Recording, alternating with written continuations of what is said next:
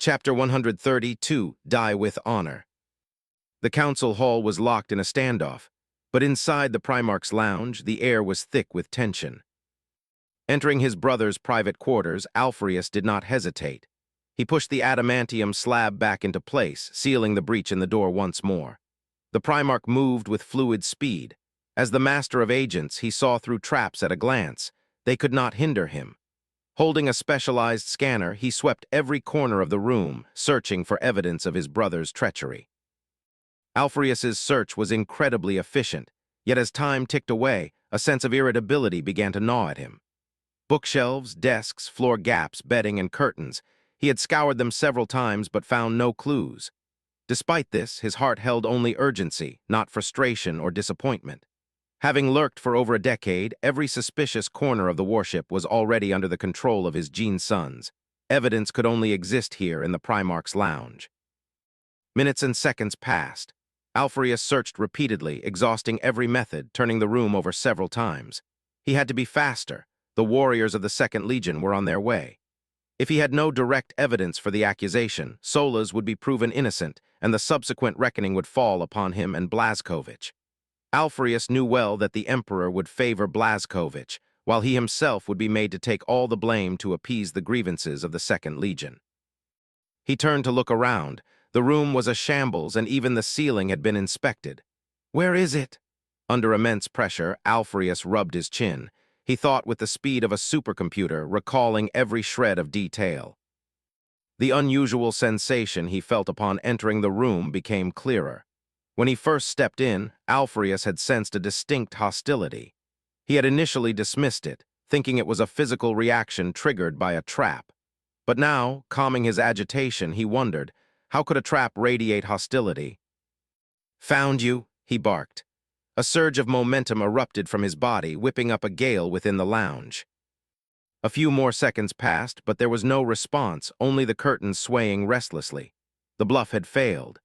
Alfarius sat slowly on the steps of a bookshelf, his sharp gaze sweeping across every inch of his vision, wondering what he had missed. His legs shook slightly, his combat boots tapping rhythmically against the steps, a sound like the ticking of time echoing in the silent room. After a long time with no results, he stood up, prepared for one more comprehensive search. He quickly checked the shelves again and moved past the statue. "Wait." The Primarch stopped abruptly. He turned toward the statue of the Emperor and raised his scanner once more. The scanning light traveled up the statue's legs, projecting results onto his tactical terminal. Molecular structure normal, appearance lifelike, the image of the Emperor as seen by a master sculptor. The statue was full of majesty and grit, leaning on a greatsword, a halo behind its head, eyes piercing and bright. The results were identical to his previous scans. Before entering, he hadn't ignored such an obvious object. He had probed it multiple times already. But this time, a smile touched Alfarius's face. Standing before the statue, the Primarch realized the detail he had overlooked. His mission finally bore fruit. He walked to the wall and picked up his power glaive. His ears twitched. Legion warriors had arrived outside. He had to move fast. Primarch-level strength erupted instantly. The power glaive, wreathed in flickering disintegration lightning, swept through the air. The Emperor's statue was severed at the shins and began to fall backward. Phantoms flickered alongside the electric glow as the glaive moved in a dizzying blur. Before the statue could even hit the floor, it had been sliced into fragments. Alfarius reached out, grabbed the laurel wreath, and lifted the stone head of his father, the smile never leaving his face. The doors were slammed open. Terminators and dreadnoughts of the Second Legion stood at the entrance, everyone battle-ready, various targeting systems locked onto the intruder. The person inside the Primarch's lounge had effortlessly slain half of the Primarch's guard. Judging by the marks at the scene, the Legion's most elite warriors had been unable to resist, all killed with single lethal blows. Sons of Solas, the man, formerly known as the Legion's greatest martial artist, stood before the warriors. His voice was deeper than usual and his face shimmered with light. The warriors watched as their former brother transformed into another shape. His features became ordinary, his height slightly taller than a standard space marine, but his aura underwent a world-shaking change. It was a majesty and presence they had only seen in their Gene Father and other Primarchs. For a moment, they forgot to fire, unable to believe their eyes. "Do not make a futile sacrifice," Alfrea said, holding up the head of the Emperor. "Come with me to see my brother. The truth you crave is here." The warriors lowered their bolters. The extraordinary aura combined with his words made the impostor's identity obvious, another Primarch.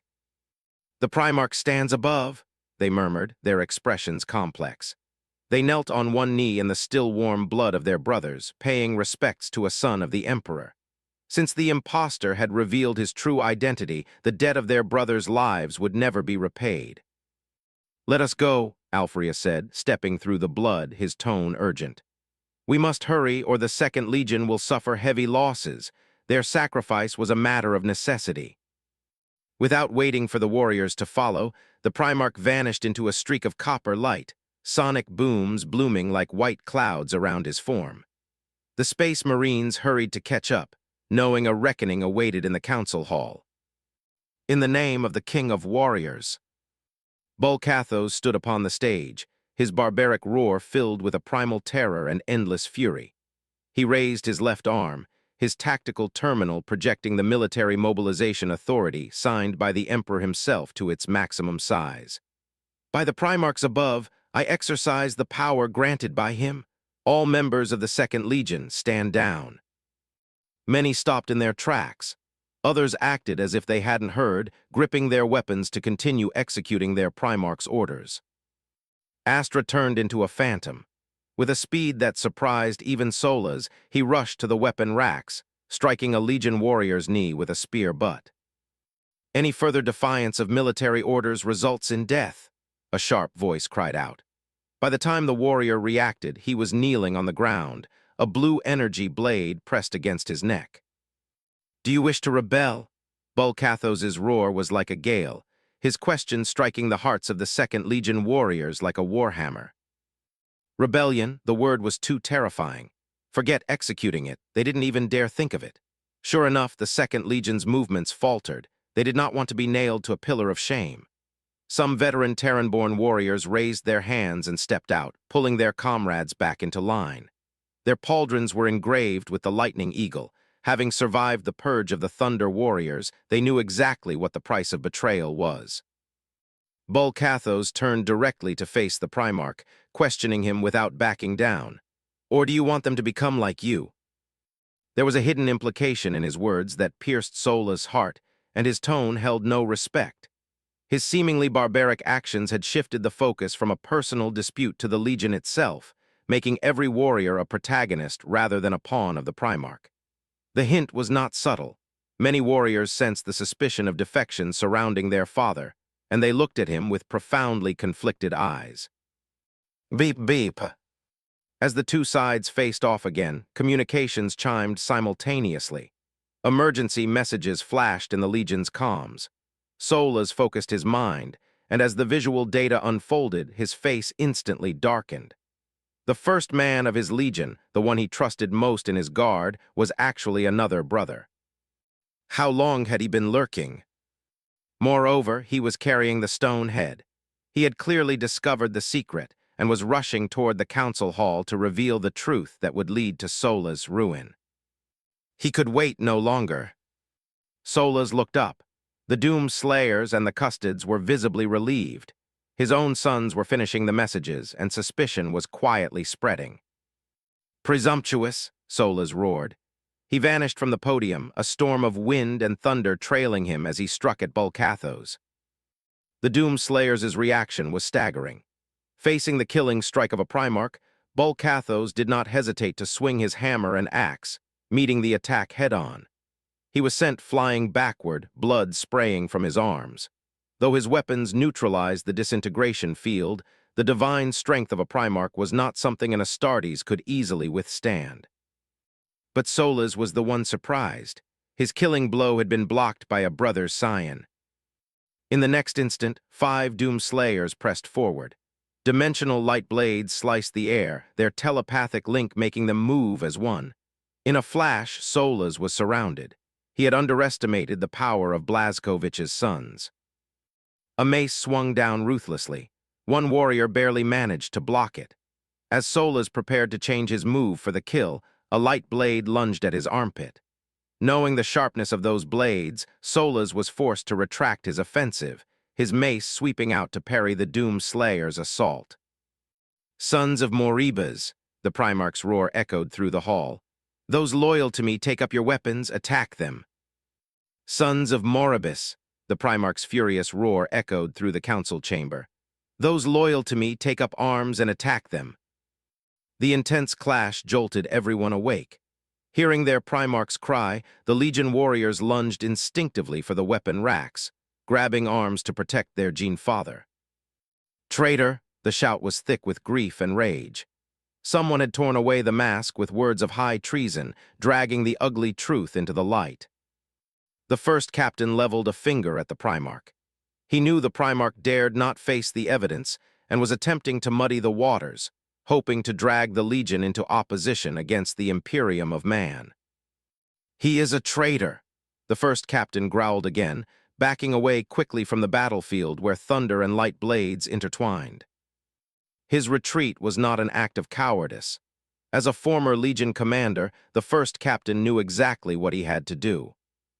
Unite the Legion, prevent his brothers from falling alongside their bloodline. "Moribus Solas, you are unworthy of this glorious Legion," the captain cursed as he retreated, his heart churning with fury and sorrow as he kept his eyes locked on the figure surrounded by his cousins. "Legion brothers, hear my command." He tapped rapidly on his tactical terminal, issuing orders under the cover of his battle brothers. "The Primarch has betrayed the Imperium. Apprehend every soldier who dares follow him. They are no longer our brothers. We are forever loyal to the Emperor, forever loyal to humanity, and forever loyal to glory." Beside the onslaught of the Doom Slayers, Solas turned back during a brief opening, his voice carrying a multitude of emotions. "Enas." He called out the name of his scion. Somehow, there was a hint of reluctance in his tone. "Traitor," the only response the Primarch received was a curse. Captain Enas was consumed by grief and indignation. "Do not think you can shake my resolve." The Second Legion had completely fractured. Within the vast council chamber, conflict erupted inevitably as blood brothers turned their blades upon one another. For the Primarch, some chose loyalty to the Emperor, others remained more devoted to their Primarch. The bond of blood flowing through their veins felt more real than any conviction. The renegades rushed toward the weapon racks. The cold gleam of bolters and chainswords became their only hope for defending their Primarch. "Hold back the damned traitors. Kill anyone who attempts to storm the weapon racks," the first captain ordered again, uniting his brothers to purge the betrayal. The Loyalists, fueled by intense resentment, struck out at the wavering traitors. They drew tactical knives, driving monomolecular blades through ceramite armor to vent their fury at being betrayed by both father and brother. Melee combat broke out. The Loyalists quickly formed small groups, covering each other back-to-back, their blades drawing blood with every strike. "Secure the weapon racks! Attack the traitors!" The various messenger groups moved in unison. Hundreds of Space Marines charged into the fray, establishing defensive lines along the walls of the council chamber. Bang! A bolter roared. The first bolt was fired by a Dark Angel. The armor-piercing round punched through power armor, shattering ceramite and superhuman flesh alike. An Astartes possesses stubborn vitality. He charged until the end, crawling forward even in death just to reach a weapon to protect his Primarch. It was a tragic sight. The superhuman bodies created by the master of mankind were slaughtering each other for their respective convictions. Set after set of post-human organs failed. Blood sprayed and coagulated rapidly, staining the bronze armor a foul, dark red. Space Marines do not surrender. Once a goal is set, it is a fight to the death. The Second Legion was torn asunder. Whether they were loyal to the Emperor or the Primarch, all felt a searing rage, believing their brothers had betrayed them. "Traitor, you have forsaken humanity. Pay for it with your life." Amidst the bloody carnage, The Emperor's faction denounced those who had abandoned glory.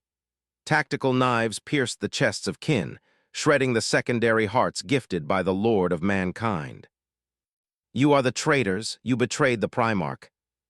The Primarch's warriors sprayed blood, using gore-stained hands to choke the throats of their brothers until their own breath faded. The chamber held nothing but original sin and bloodshed. The two factions were locked in a death grip, neither yielding, leaving no room for other legions to intervene. They sought to end their brothers with their own hands to prove they were not in the wrong. The messenger groups held their lines, allowing blood to submerge their combat boots. Their hearts trembled as they watched blood brothers butcher one another. The traitors were destined to fail. The loyalists held the advantage in numbers, and the Terran-born veterans were highly experienced, systematically eliminating the younger generation who remained more loyal to the Primarch. Is this what you wanted to see? On the most dangerous part of the battlefield, Bulkathos swung a semi-corporeal battle axe, cleaving through a Legion warrior as he questioned the Primarch. Did you want to see a river of blood? Surrounded by the Doom warriors, Solas did not answer. His eyes scanned the room, reflecting the images of his scions rolling in pools of gore. He truly had not expected that even with his betrayal exposed, a third of the Legion would still follow him.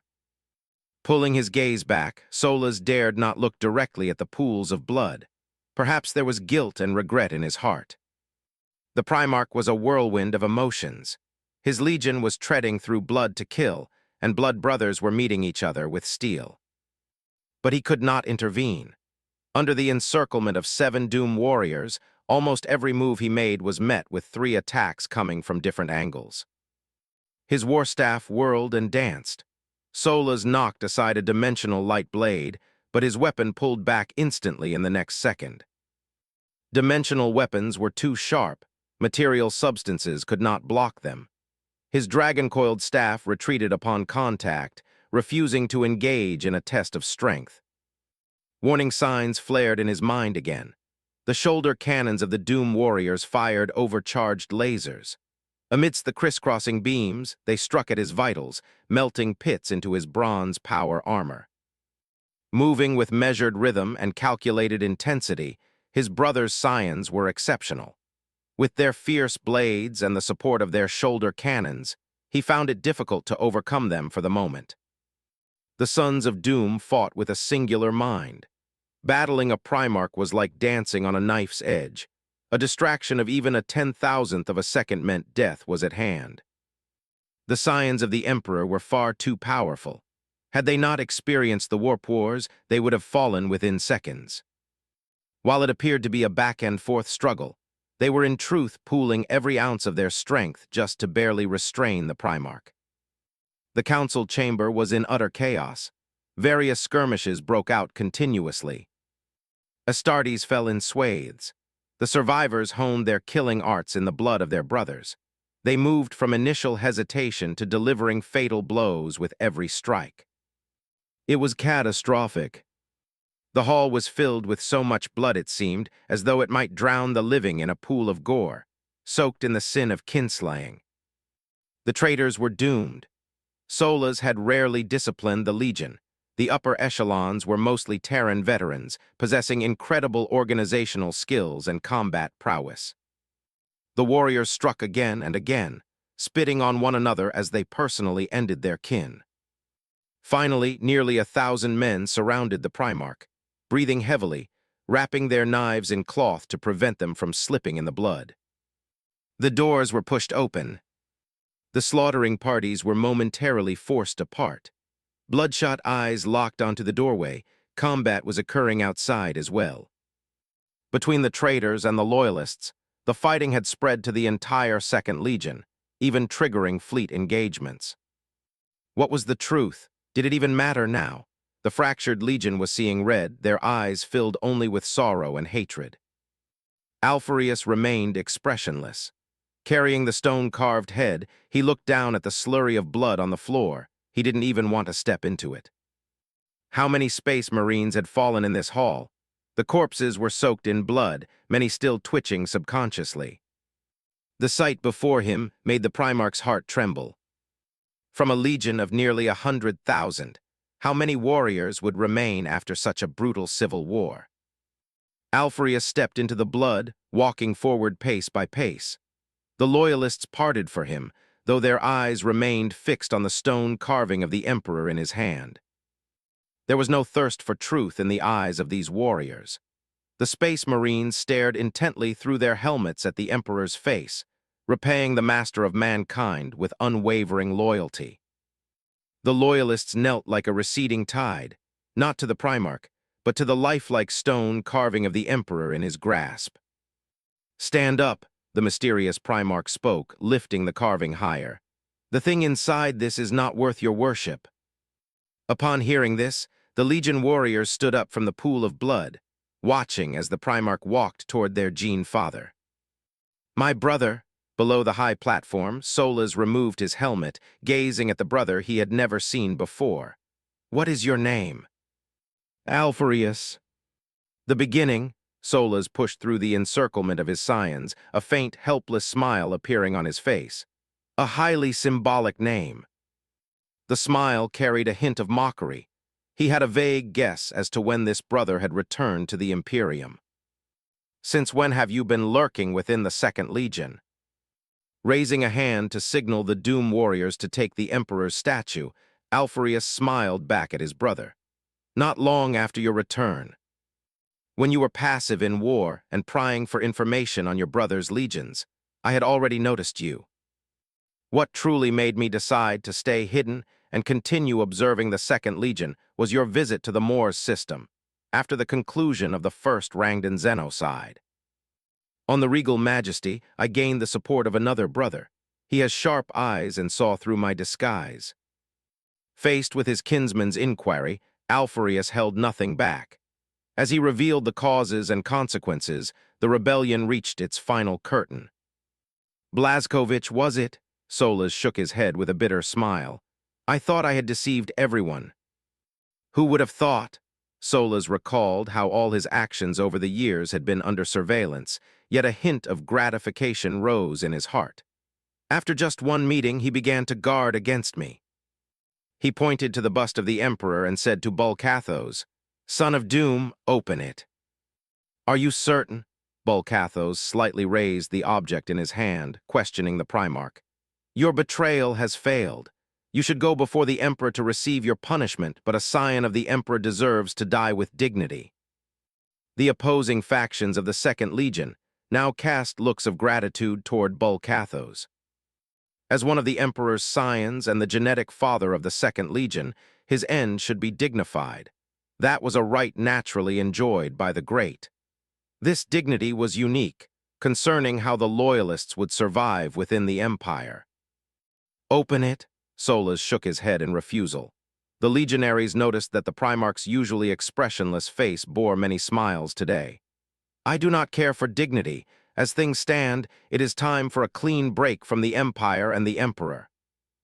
I hate the Emperor. Everything I have done was for revenge. I may have failed the Legion and my sons, but I will never admit fault or kneel humiliatingly before the Emperor to beg for my life." "Brother," Solas looked at Alfarius, revealing a smile of liberation. "Let me die standing. Prisons and survival at any cost do not belong to me." When the Emperor forged the Primarchs, he shaped his scions into men of law to better lead mortals. But among the various extraordinary qualities of these great beings lay a pride unimaginable to mortals. A Primarch would not bow his head. "Open it." With another urge, Bulkathos placed the stone sculpture on the ground. The physical warhammer in his hand fell, and the disruption field shattered the stone. Clatter. As fine fragments crumbled away, a psychic malice radiated from the cracks. The Space Marines showed looks of disgust, while the mortals of the audit team fell into a trance. A dark green figure suddenly rushed out, still attempting to flee and escape the heavy encirclement of the Space Marines. Bulkathos's massive hand lunged out, snatching the Xenos and crushing it in his grip, continuously applying pressure. The Rangdan overmined. The Loyalists gripped their daggers tighter. The Xenos was no longer important. The Primarch's betrayal of the Empire stemmed entirely from his hatred for the master of mankind. Without the Rangdan, the Primarch would have sought out another partner. The Primarch's faction felt no regret either. The legionaries chose to remain loyal to their genetic father. They might hate the Xenos, but they would not regret standing by their Primarch. It was hidden inside the statue. It truly deceived me. As Alfarius spoke, he reached out to grab the collar of his power armor, tearing the upper ceramite plating like paper. Subconsciously, I revere our father, so I naturally thought having a statue was normal. But you hate father. You would never keep the object of your hatred in your room. A mere trick. Solas shook his head with a smile and donned his helmet once more. He had to face his brother directly. Signaling the Doom Slayer Marine to hand him a weapon, Alfarius's bones began to pop and crack. His space marine-sized frame began to swell before the eyes of the multitude. With a 3-meter shaft and a 3-meter light blade, the polearm held in the Primarch's hand looked like a massive Zanbato. Everyone knew the Battle of the Primarchs was about to begin. 2 scions of the Emperor would display their divine power, but the enemy was their own flesh and blood. The Loyalists drew into formation. The first captain waved away outside help. They would personally slay their fallen kin, washing away the Legion's shame with the tainted blood of their brothers. Bulkathos led his brothers in retreat. Now that things had reached this point and the traitors and Loyalists were identified, the internal purge of the Second Legion was inevitable. The messenger group leaned against the walls, guarding the weapon racks and the audit team. The legionaries shook their heads, sighing at the tragedy of brothers slaughtering brothers. Primarch against Primarch, blood brother against blood brother. A crime against the heavens. The 2 Primarchs stepped into the pool of blood, circling one another. The coiled dragon staff flickered with thunder, while the dimensional light blade glowed with a calm blue light. Solas thought for a moment and removed his helmet again. In a duel against his brother, the helmet and power armor had become encumbrances. Given a Primarch's physical constitution, power armor was often just a sealed suit. It provided little help in terms of strength enhancement. Alfarius balanced his weapon with one hand, adjusting to its weight and characteristics, calculating how to defeat his brother. Eliminate them? The first captain commanded the Loyalists, launching another attack on the traitors, his voice raspy and uncontrollable. After the anger faded, an irrepressible sorrow welled up. Even in betrayal, those men were blood brothers. Not long ago, they had walked side by side, discussing the Rangdan campaign with high spirits, envisioning light and glory, looking forward to the end of the Great Crusade. The Space Marines collided. With no more anger or emotional venting, they were silent and cold, using their blades to correct their brother's mistakes. Rest in peace. A blade pierced ceramite. A Loyalist supported his brother's falling body. His grip on the blade was steady, but his eyes could not stop trembling. A more violent clash erupted. The sonic booms drowned out the sorrow as the 2 Primarchs entered the fray.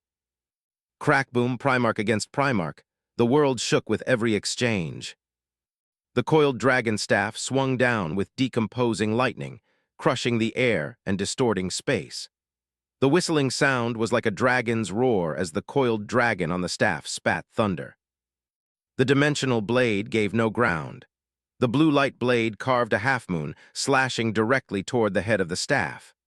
In an instant, shadows of lightning and light exploded, imprinting the silhouettes of countless warriors onto the walls. The staff struck the ground, splashing blood and shattering the adamantium floor. The disruption field evaporated the blood into a crimson mist. The blue blade grazed a cheek, severing a few strands of black hair and sending a spray of deep red blood flying. The dimensional blade lopped off a section of the staff. Facing the Primarch, Solas found he could no longer perform a hit-and-run with his weapon. He did not panic, quickly pulling the staff back to his waist. Using his waist as a fulcrum, he spun and swept the weapon, striking heavily toward his brother's flank. Alfarius jerked the haft back, bracing it against his side to block the powerful blow with brute force. Boom! An airwave swept out, and a shockwave erupted from where they fought, like a nuclear bomb creating a vacuum zone, forcing the surrounding blood to surge backward. Alfarius parried the staff and swung the Zanbato down. The blade of silence carved through the air, seeking to sever his brother's arm. The sound of space tearing echoed. Solas twisted his body, not daring to take this sharp strike head-on. Against a dimensional rift, physical defense was meaningless. He made an unexpected decision. He released his grip on the staff, and before his brother could recover his stance, lunged forward to close the distance. Unable to match the lethality of the weapon, the Primarch abandoned it, launching into a close-quarters brawl. Alfarius was even more decisive. He did not cling to his weapon. Taking advantage of the downward momentum, he cast the weapon aside and proactively engaged in hand-to-hand combat. Your choice is a dangerous one. As the two collided, Solas' advantage in reach immediately became apparent.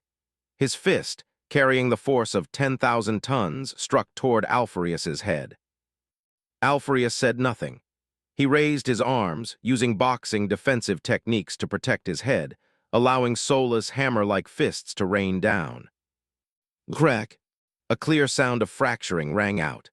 Under the repeated direct impact of the heavy punches, Alfarius's forearm bones shattered, and the outer muscle was hammered into a pulp. Enduring the pain, he lowered his center of gravity and lunged forward with a powerful kick, wrapping his arms around Solas' broad waist. HMPH. A muffled grunt escaped the Primarch's mouth. His palms turned into claws, shredding the power armor's protection and digging deep into the waist plating. Solas' expression changed wildly. He pressed his left hand against Alfarius's mountain-broad back, while his right arm quickly rose. His elbow joint, acting like a chisel, fell with the force of a macro-cannon bombardment. One strike after another, the savage force was conducted through Alfarius's legs. The ground seemed to shudder, and even the warship appeared to wobble in the void. The muscles of his back caved in, and his spine groaned in agony. Blood leaked from Alfarius's nose and mouth, yet the light in his eyes burned like a torch. A sudden upheaval. His arms snapped shut like a pair of giant hydraulic pincers, locking onto Solas' waist. The waist is the foundation of power. The sudden constriction caught Solas off guard, causing a momentary lapse in his footing. That single moment of instability became the flaw that led to his defeat. Alfarius exerted a burst of strength, gripping the power armor tightly. The power from his waist surged upward continuously. At this moment, he possessed the strength to shake the stars. AARRGGGHHH. The Primarch let out a beast-like howl. Bleeding from his face and heavily injured, he hoisted his own brother. Solas struggled frantically, but his godlike strength had no leverage. He could not break free from his brother's grip, and he watched helplessly as the floor rushed toward him. Rumbled. Like muffled thunder or a falling meteor, the Gloriana-class battleship shuddered violently from a heavy, agonizing impact. The floor of the council chamber shattered, revealing the adamantium spine of the ship. The hardest metal in the physical universe was now dented by a massive crater. Solas hit the ground head first. Blood flowed from his orifices, his mind a chaotic mess, and the upper portion of his power armor crumbled away like rubble. The steel flooring buckled as blood poured into the crater like a waterfall. Two Primarchs clashed within the deep pit. The stench of the slick, copper-scented blood cleared the fog in Solas' mind. Realizing his predicament, he immediately grabbed the jagged edges of the torn steel to steady himself. He had to leave the crater. Only by escaping this confined space could he neutralize his opponent's advantage and regain his footing. But Alfarius would give his brother no such chance. Bursting through the smoke and electrical sparks, Alfarius lunged, locking his arms around Solas' waist and tackling him back onto the adamantium spine of the ship. The Primarchs tumbled through the iron pit, their bodies washed in blood as they fell and rose repeatedly. Solas kicked Alfarius away once more, digging his fingers into the steel, and hauling himself out of the depths with sheer strength. But as he turned to re-establish the high ground, his brother pounced like a predatory tiger. They fell again, their majestic frames now caked in gore as they skidded across the deck. Leveraging his superior grappling skills, Alfreus stabilized his position mid-roll and mounted his brother's waist. He raised his arms high, fists clenched, and rained down a relentless barrage of blows upon Sola's face. There was no mercy in the strikes. Like a god beating a war drum, the demigod Primarch unleashed iron-hard fists. The strikes were a blur, reducing the opponent's face to a bloody mess. The bridge of Sola's nose shattered, teeth splintered. With his face swollen and eyes struggling to open, Solas was forced to track the incoming blows by the rush of air alone, desperately tilting his head to protect his vitals. He managed to seize Alfreus's arm, snapped his right leg up, and drove his knee into his brother's back, bucking him off to break the mount. Alfreus rolled forward, but by the time he turned, Solas was already standing. He immediately closed the distance again before Solas could regain his balance. Fists tore through the air. Alfreus caught his brother's iron punch, planted a kick into his abdomen, and used the limbs as a pivot to flip his body. He hooked the back of Solas' neck with his knee, dragging him to the ground. "En arm bars." With his legs clamped across the chest and his hands locking the arm down, Alfreus applied leverage. The sickening crack of bone echoed through the air. "AAGH." The muffled roar of a giant in agony filled the room. Sola's forearm was snapped. Jagged white bone pierced through muscle and skin, exposed to the air as marrow-flecked blood flowed. This was no duel or sparring match. It was a ruthless struggle for survival. Alfreus continued to use superior ground techniques to pin Solas, successfully breaking his brother's right arm with the lock. But the assault wasn't over. He decisively released the broken arm, leaped up, and dove to grip the belt of Sola's power armor. Using every ounce of muscle, he rolled once more. He took Sola's back, wrapping his forearm around his brother's throat in an inescapable rear-naked choke. While Alfreus's armed combat skills were merely average among his peers, his mastery of unarmed grappling was unparalleled. As the king of spies, many of his missions revolved around subduing and capturing targets. He was a master of countless ground techniques and jujitsu, exceptionally experienced in neutralizing humanoid targets. His arm pressed against the vagus nerve and the arteries. Sola's pale face turned a deep, bruised red. His legs kicked frantically against the floor, and his one functional hand clawed at his brother's arm in a desperate bid for freedom. It was futile. From the feudal ages of humanity to the 31st millennium, the mechanics of the rear-naked choke had remained unchanged. Its reliability was a testament to its perfection. Against a humanoid target, a fully locked-in choke is nearly impossible to escape, especially when applied by a Primarch. Even between brothers of equal stature, once the lock is set, raw strength is no longer the deciding factor. The kill shot was landed. There was no escape. "Brother," Alfreus grunted, tightening the lock as he lay beneath Sola's, staring at the ceiling. His voice was a low plea. "Surrender, accept father's punishment." Sola's could not speak. He raised his left arm and hammered his fist back toward Alfreus's head with everything he had, proving through action that he would never yield. The two remained in a silent, grim stalemate on the floor. Alfreus held the winning hand. As long as he choked Solas into unconsciousness, his infiltration mission would be a success. Even though a Primarch's unique physiology meant it would take a long time for Solas to black out, Alfreus was willing to wait. Inside the council chamber, the sounds of battle were fading. The Loyalists were nearing victory, with only a few dozen traitors left fighting a losing battle. Alfreus felt a surge of relief. Despite the brutality of the fight, he had succeeded in preventing an entire legion from turning renegade. Once Solas was subdued, the mission would be complete. True enough, as time passed, Sola's struggles grew weaker. His silver-gray eyes began to roll back. His consciousness hovered on the edge of the abyss. Everything was settling. The turncoat warriors were being put to the sword. The rebel Primarch was captured. Warning, warning, warning. Just as the loyalists began to breathe a sigh of relief, the Auspex alarms blared through the cogitator arrays of the entire fleet. Massive warp fluctuations detected. Large-scale hostile force incoming. The faces of everyone in the room, Alfarius included, went pale. Having just endured an internal rebellion, the Second Legion was at its most vulnerable. If the Rangdans struck now, the fleet would have almost no capacity to resist. Tab, tab, tab. At that critical moment, Solas tapped the ground, signaling a concession. He had something to say. A faint, knowing smile touched his bruised lips, carrying a hint of a sigh. Boom!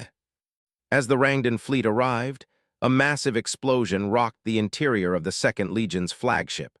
A vital facility had been sabotaged. "What have you done?" a voice filled with grief and rage demanded. Captain Ina's rushed toward the Primarchs, glaring down at his Gene-father. "Warp drive destroyed," the cold, mechanical voice of the cogitator answered in Sola's stead. Holographic projections flickered from the eyes of the hall's statues. Rangdan battle moons tore out of the warp within the system, their massive gravitational signatures triggering astronomical disasters. The first captain breathed heavily, realizing he would find no answers in the Primarch's eyes. He slammed his hand onto his tactical terminal. "All ships of the Legion, hear my command. Leave the system immediately. Do not worry about us." He turned to his Legion brothers. "Go, capture the hidden traitor." Several squads obeyed, nodding before sprinting from the chamber toward the warp drive core to hunt the saboteur. The warriors were fueled by fury. Whoever had destroyed the engine had been a traitor long before today. This wasn't a snap decision. "That unknown astropathic message," Alfarius hissed in frustration. He grit his teeth and finally released the choke.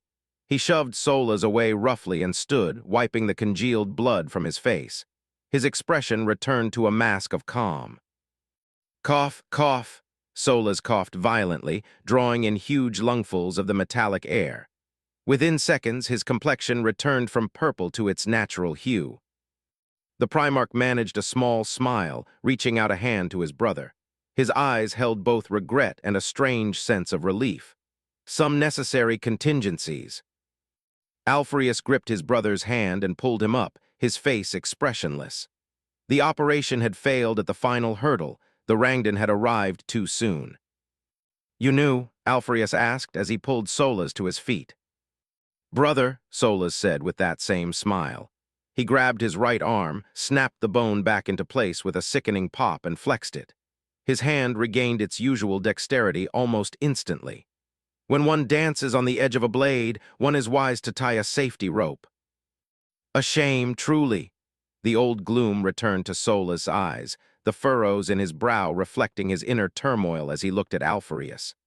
"I truly wish to die by your hand, to finally end this inner schism. It seems fate requires me to walk a bit further. My life was not meant to end with you." He let out a long sigh. "If only it had been Russ." Alfarius remained silent. Having spent years at Solas' side, he knew his brother was a man deeply at odds with himself. Solas craved the release of death, but the Rangdan's timely intervention proved the game was not yet over. "Why the look?" Solas asked. "My life in exchange for the safety of the Second Legion fleet plus you and your embassy. Is that not a fair trade?" "It will suffice," Alfarius nodded stiffly. Regardless of his frustration, he could not deny the reality. Solas had summoned the Rangdan to extract him. The Second Legion was currently too weak to fight. Because this was a covert operation, the nearest Imperial reinforcements were over 100 light-years away. If a full engagement broke out, the Second Legion would be annihilated before help arrived. Without a warp drive, the Gloriana-class flagship was a sitting duck for the battle moons. Solas might not have predicted every move, but he had made a decisive choice at the critical moment, completely flipping the script. "It is a bit meager, I suppose." Sensing his brother's lingering bitterness, Solas turned toward the lingering combatants and barked a low command. "Cease fire." He called a halt to the fratricide. The final dozen or so rebels gathered around their Primarch, their auras radiating the relief of those who had cheated death. Solas stepped into the adamantium crater, searching through the shards of power armor until he found a specific storage module. Adding this should make it a fair deal. Solas tossed the module to Alfarius. Chapter 456, Cutting Away Guilt. What is this? Alfarius took the module, his eyes flickering with doubt. I hate the Emperor, and I loathe the Imperium he created. Solas retrieved his coiling dragon staff and stood among his sons, pointing at the Rangdan core in Bulkathos' hand. But that doesn't mean I like Xenos. The Rangdan Empire, the Imperium of Man. In my heart, there is no difference between the two. With that, Solas nodded, signaling the Doom Slayer to kill the Rangdan brain. Kill it. The Rangdan fleet has entered real space. They communicate through psychic waves. The connection must be severed. Bulkathos did not know the Primarch's true stance, but he did not hesitate. He crushed the Rangdan brain in his grip. Inside that module is Rangdan intelligence, Solas said to Alfarius. It is detailed, recording everything I know. I shall return to the Rangdan, bringing with me the intelligence I have on the Imperium.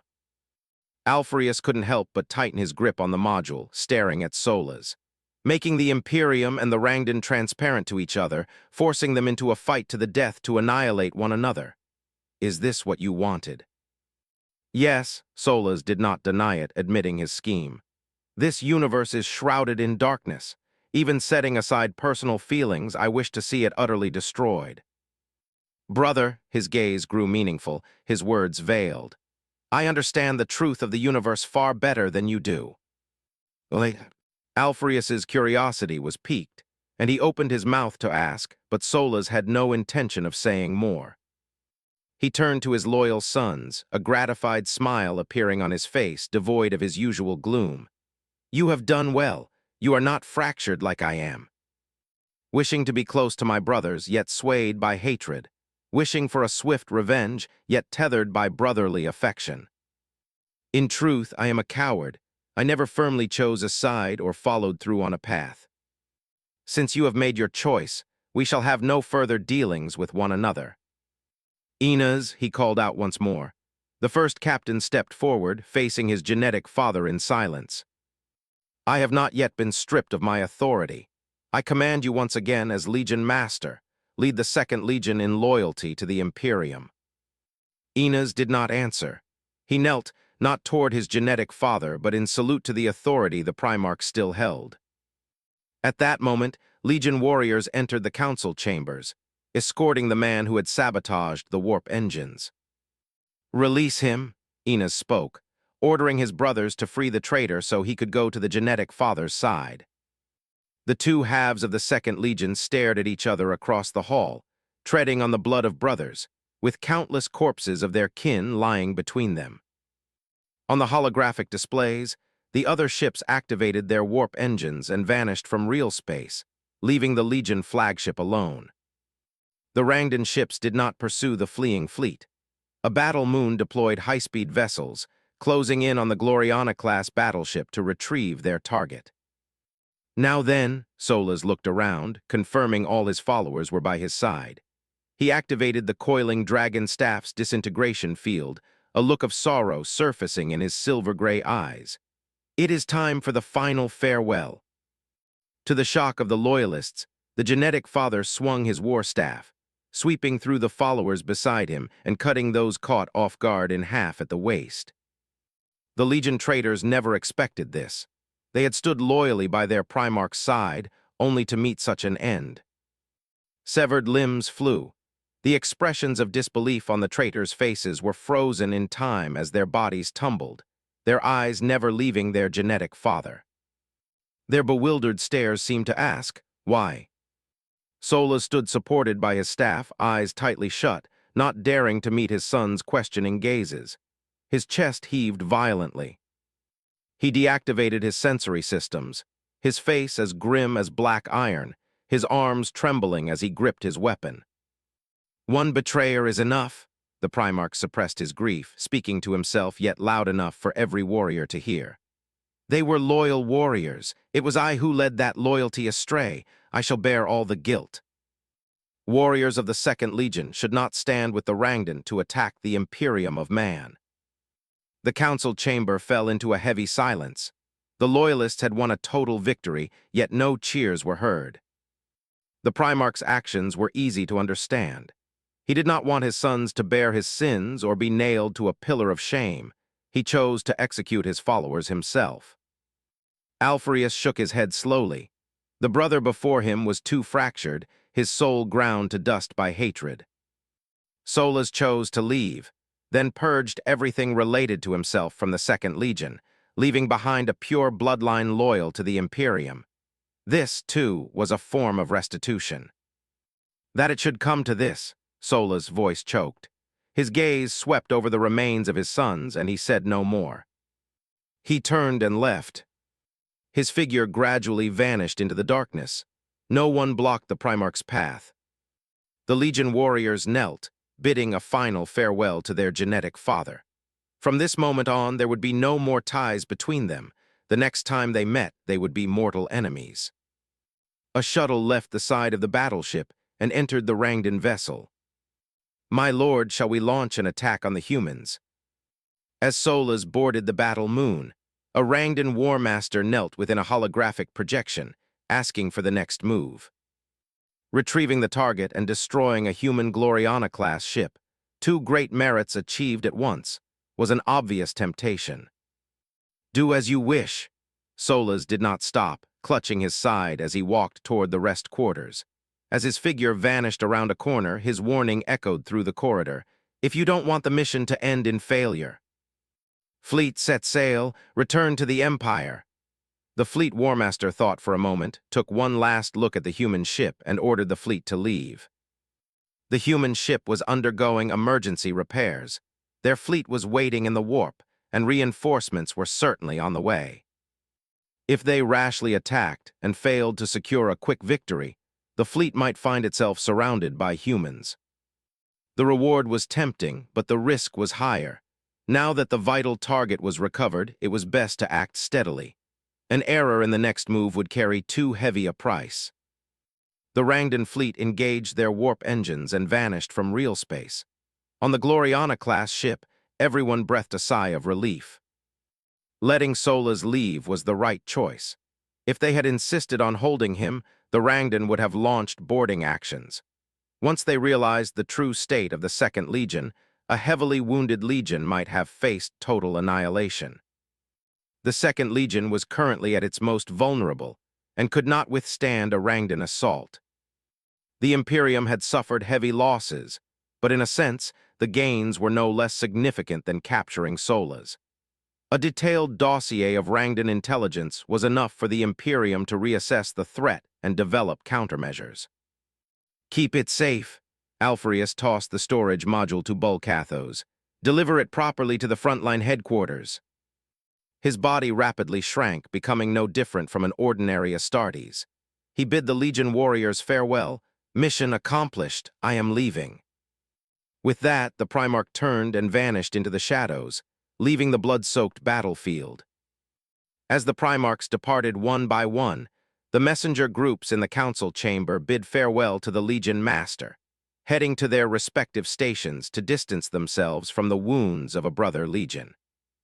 The choir of astropaths became busy, as the messengers sent astropathic messages to their respective legions using secret codes.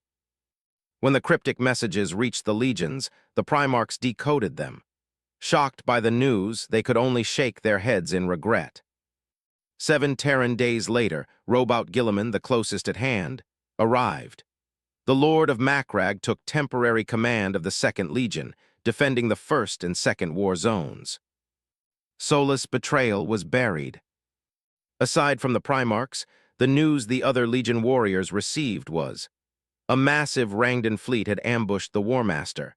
Half the Second Legion's strength was lost, and the Primarch was missing in the chaos of battle. Without a War Master to coordinate, there was no need for the messengers to remain. Bulkathos handed the Rangdan intelligence to the Master of the Ultramarines, bid farewell to the other messenger groups, and boarded a Nur-class fast ship with his brothers toward the Shana system. 10 more Terran days passed. The Bucephalus arrived at the second war zone. The master of mankind descended, personally overseeing the Rangdan War from the front. Upon learning of Sola's rebellion, his face remained expressionless. He showed no rage, only ordering a gathering of the Primarchs. In the magnificent palace of the Bucephalus, a long golden table rose from the floor. The Emperor himself sat at the head, radiating brilliant light, reviewing the Rangdan intelligence with his sons. Moribus Solas, the rebellious son, had left a great gift before cutting ties with the Imperium. The Rangdan Empire, located in the outer expansion of the Eastern Fringe, was an immense interstellar empire, slightly larger in scale than the Imperium's current borders. The Rangdan core species stood supreme, using cerebral fluids to control and enslave other races. Dozens of different Xeno species performed various roles, forming the low and middle tiers of the empire. The high tier consisted of Rangdan elite warriors, overlords, and warmasters. At the very top, there were indeed ultimate life forms, the Rangdan sovereigns.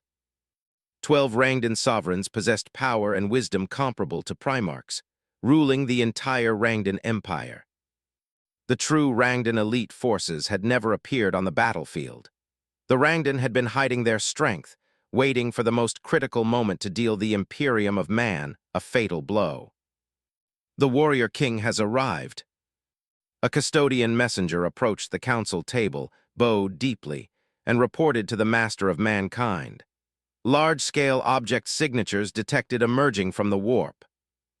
As the golden-armored guard spoke, the great hall's tapestries were slowly drawn back. The palace shutters retracted, allowing brilliant sunlight to pour into the emperor's chambers. The light flowed through the golden hall like silk, heightening its regal opulence. The port side of the Bucephalus, Imperator Somnium, was bathed in an orange-red glow as a massive star occupied the entire field of vision. To the starboard, the starry sky remained silent, the crystal viewports reflecting the sector of space where the Manville Point was located. Unlike the usual exit of ships from the warp, the calm of real space was suddenly torn asunder, looking like a shattered corner of a mirror. "What is that?" Ferrus asked curiously, his interest piqued by the warp rift. When Imperial ships enter or exit the warp, they typically use warp engines to weaken the veil of reality, squeezing through the thin spot. The Imperium did this, as did many races with warp travel technology, creating a weak point to intrude upon the immaterium. The warp gap before them, however, clearly utilized an unknown technology that completely tore reality apart. If there were sufficient energy to maintain such a rift, it could not only allow the ship itself to pass, but could project an entire fleet in both directions, vastly enhancing mobility. Ferrus Manus, extremely sensitive to advanced technology, watched the eerie, hollow warp gap with great interest. What incredible technological marvel had his brother acquired now? Real space soon provided the answer. From the three-dimensional rift, a corner of a colossal entity emerged. Black obsidian-like glass reflected the shifting currents of the warp as it slowly entered the physical universe. That massive structure defied the human imagination of what a warship or star fortress should be. It was not made of steel, but appeared to be constructed from some kind of black stone. Its material and composition defied the laws of physics. A mass of that size should have collapsed inward, yet it stood proud, held together by some inconceivable force. As the stone Leviathan sailed out of the rift, the observers finally saw its full form. It did not conform to human engineering, yet it possessed a unique aesthetic. Two four-pointed stars, one above and one below, rotated in opposite directions around a central axis to form a unique eight-pointed star structure. From the central axis, four-way weapon barrels extended, rotating in unison with the overall architecture. The auspex projected an informational display.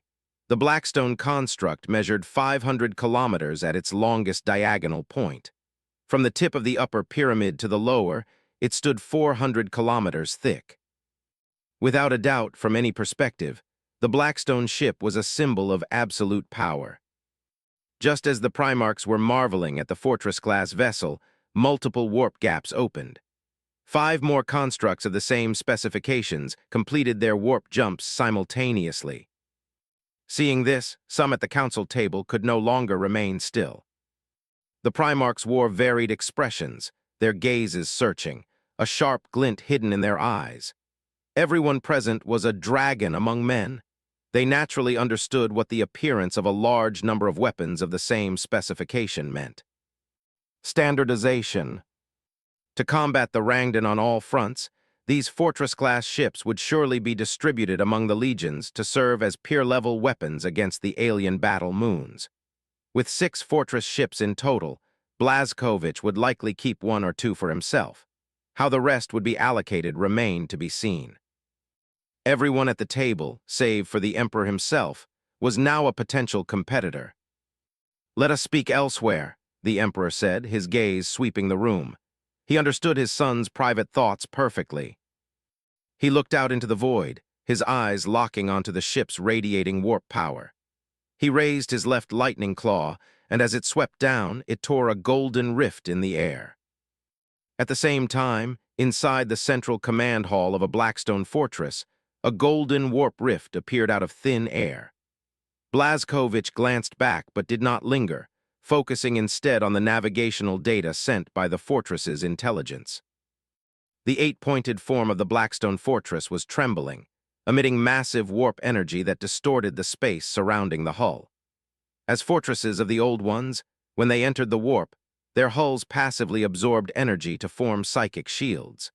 However, upon entering real space, the excess energy had to be converted and released through the Blackstone to prevent a catastrophic accumulation of warp power.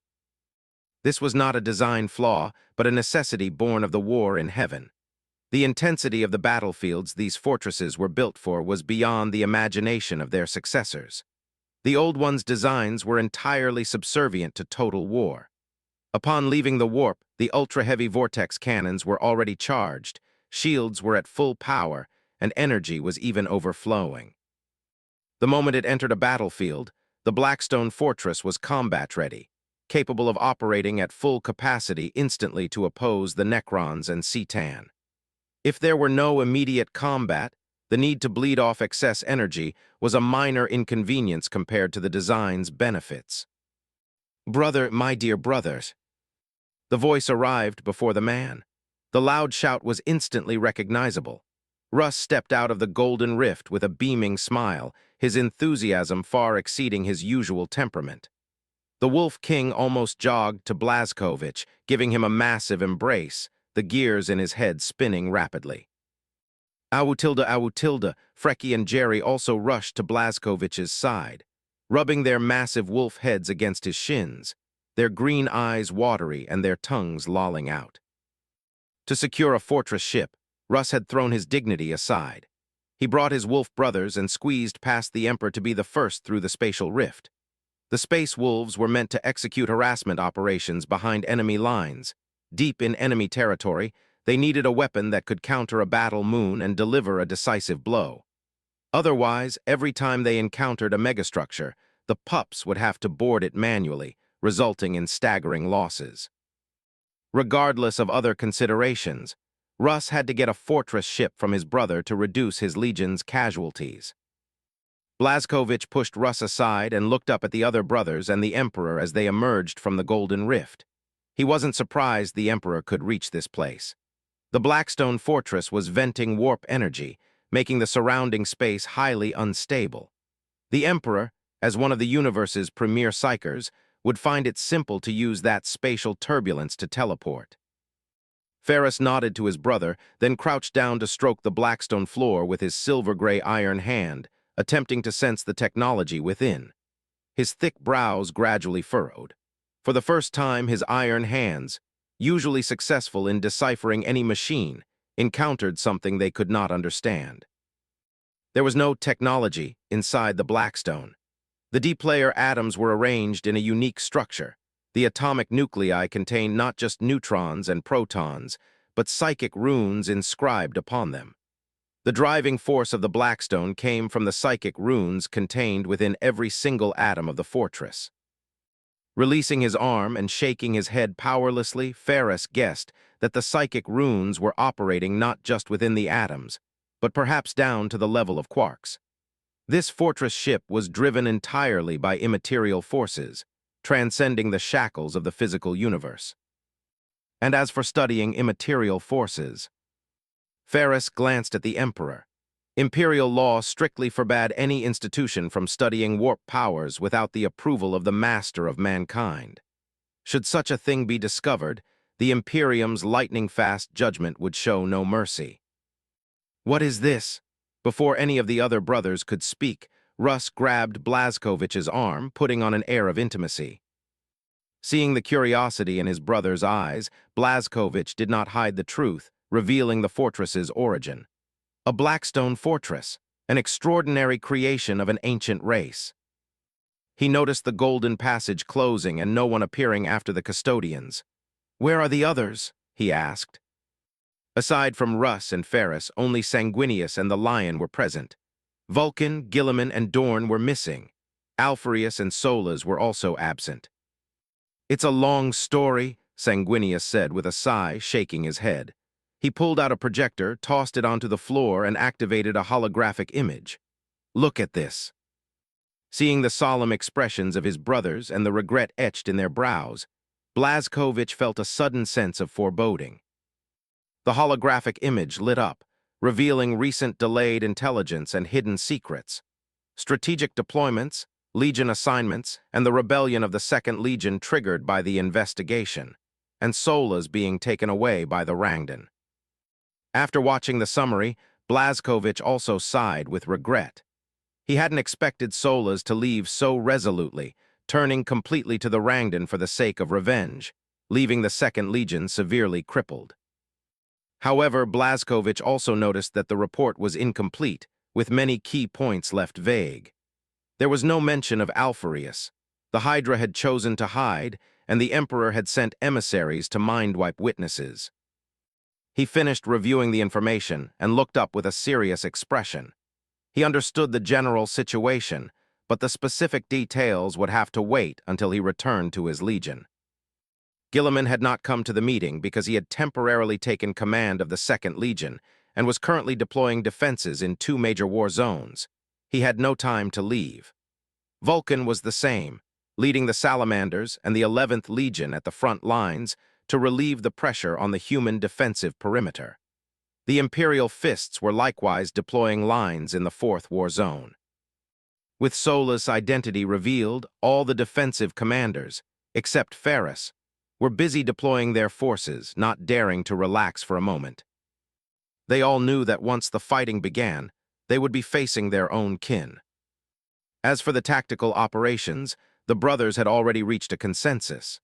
They would proceed with the plan formulated by Solas, engaging the Rangdan in a direct frontal confrontation. The Blood Brothers did not fear the Rangdan overlords. To the proud Primarchs, the betrayal of a brother was a far more pressing concern. The underlying implication was clear. Even if they followed the original plan, how could one person hold back so many brothers? Blazkovich had no other objections to the operational plan. Although Solas had betrayed the Imperium of Man, his brothers, and the Legion, his tactical deployment was indeed excellent, highlighting the Legion's strengths. Was there a flaw in the plan? A man who wanted both sides of the war to perish together had left behind intelligence on the Rangdan before departing. Solas wasn't so foolish as to commit a blunder that his Primarch brothers could easily see through. Proposing a flawed scheme while trying to deceive multiple Primarchs, that was pure fantasy. Regardless of how ingenious or flawed a tactical plan might be, war ultimately depends on the army's performance in the field. Compared to the Rangdan, the Imperium's mid- to low-level coordination struggled to match mental control, but the upper echelons were anchored by the Primarchs, with the Emperor standing as an undeniable pinnacle at the top. Multiple Primarchs, united by the bonds of blood and wielding their transhuman abilities, were enough to level the playing field against superior numbers. After reading the recent battle reports, Blazkowicz nodded heavily. The battlefield arrangements were in their final stages, the tactics were sound, and it was too late to change them anyway. A sudden large-scale alteration now would leave them unprepared for the Rangdan encounter, leading to even more severe consequences. After calculating the risks, he agreed that the Imperial side's current position was solid. Before Sanguinius could pick up the projector, a black stone pillar rose from the smooth floor, sparing the brother from having to stoop. Blazkowicz glanced at Russ beside him, then scanned his other brothers, understanding their thoughts. The First Legion was responsible for deep strikes behind enemy lines for the extermination plan. The Space Wolves and Blood Angels would launch flanking attacks to harass the Rangdan host. As the primary assault forces, these three legions would have almost no support nearby and desperately needed more effective military power to ensure their survival. They had their eyes on the Blackstone Fortress. A gentle smile appeared on Blazkowicz's face. He pushed aside Russ's arm and nudged the giant wolf at his feet away. Having brought the Blackstone Fortress, Doom never intended to keep it for himself. The purpose of a weapon of war is to serve as a deciding chip in the balance of victory. It should not be locked away simply because it is precious. True respect for the Blackstone Fortress lay in putting it to its full use. "Do you have any thoughts?" Having made up his mind, Blazkowicz was in no hurry. Instead, he asked the Emperor for his plan. The Master of Mankind had founded the Imperium and possessed supreme authority. As the question was asked, a black table rose between them, followed by chairs, as the group continued discussing the next steps. "I have no objections to the tactical arrangements." The Emperor took his seat. A custodian stepped to his side, first affirming the tactical plan before speaking on his master's behalf. "Before you arrived, we were discussing the Rangdan intelligence. The Rangdan intelligence is secondary now. I am more concerned with Moriba's Solas, that he dared to collude with Xenos in an attempt to subvert the Imperium. I should have utterly annihilated him upon my return." The custodian's tone was calm, but the Emperor's golden light atop the table was dazzling. Golden lightning crackled across the claws of the Master of Mankind's left arm, the power field tearing through the air with a sizzling hiss. Clearly, the Emperor was furious at the mention of Solas. A rebellious son siding with aliens had crossed an intolerable line. The Primarch sat upright. Even the usually boisterous Russ dared not act out, resting his hands on the table and bowing his head, unable to look directly at his father's wrath. "Then do you intend to kill him?" Blazkowicz did not shrink from the anger. He chose to face the Emperor directly, asking the question no one else wanted to touch. This question had been hanging in the throats of the Primarchs, unasked only because no one wanted to be the villain. Solas had betrayed them, but he was still a Primarch, one of 21 brothers. In the vast universe and their near-immortal lives, only their brothers could accompany them to the end. To kill a brother? The others were prepared for it in their hearts, but they dared not dwell on it or speak it aloud. Sure enough, the 4 Primarchs shuddered. Even the usually resolute lion bit his lip, his heartbeat momentarily faltering. The Emperor did not answer. A deathly silence filled the magnificent hall, pressing down until everyone found it hard to breathe. The silence was an answer in itself. The Master of Mankind used silence to confirm the fact. He wanted Moriba's Solas dead. Seated on their black stone chairs, the Primarchs tensed to hide their unease. Their breathing grew heavy, and some felt a twinge of regret. Why hadn't they claimed they were too busy to answer the Emperor's summons? The decision to kill a blood brother had been made. Now an executioner was needed. No one wanted to be a kinslayer. The golden radiance of the Emperor sensed his son's trepidation. Having lived through eons, reading emotions was simple for him. He looked at Blazkowicz, his most powerful son, but immediately dismissed the idea. The enemy of the Doom Astarte Legion was the 4 gods and their demons.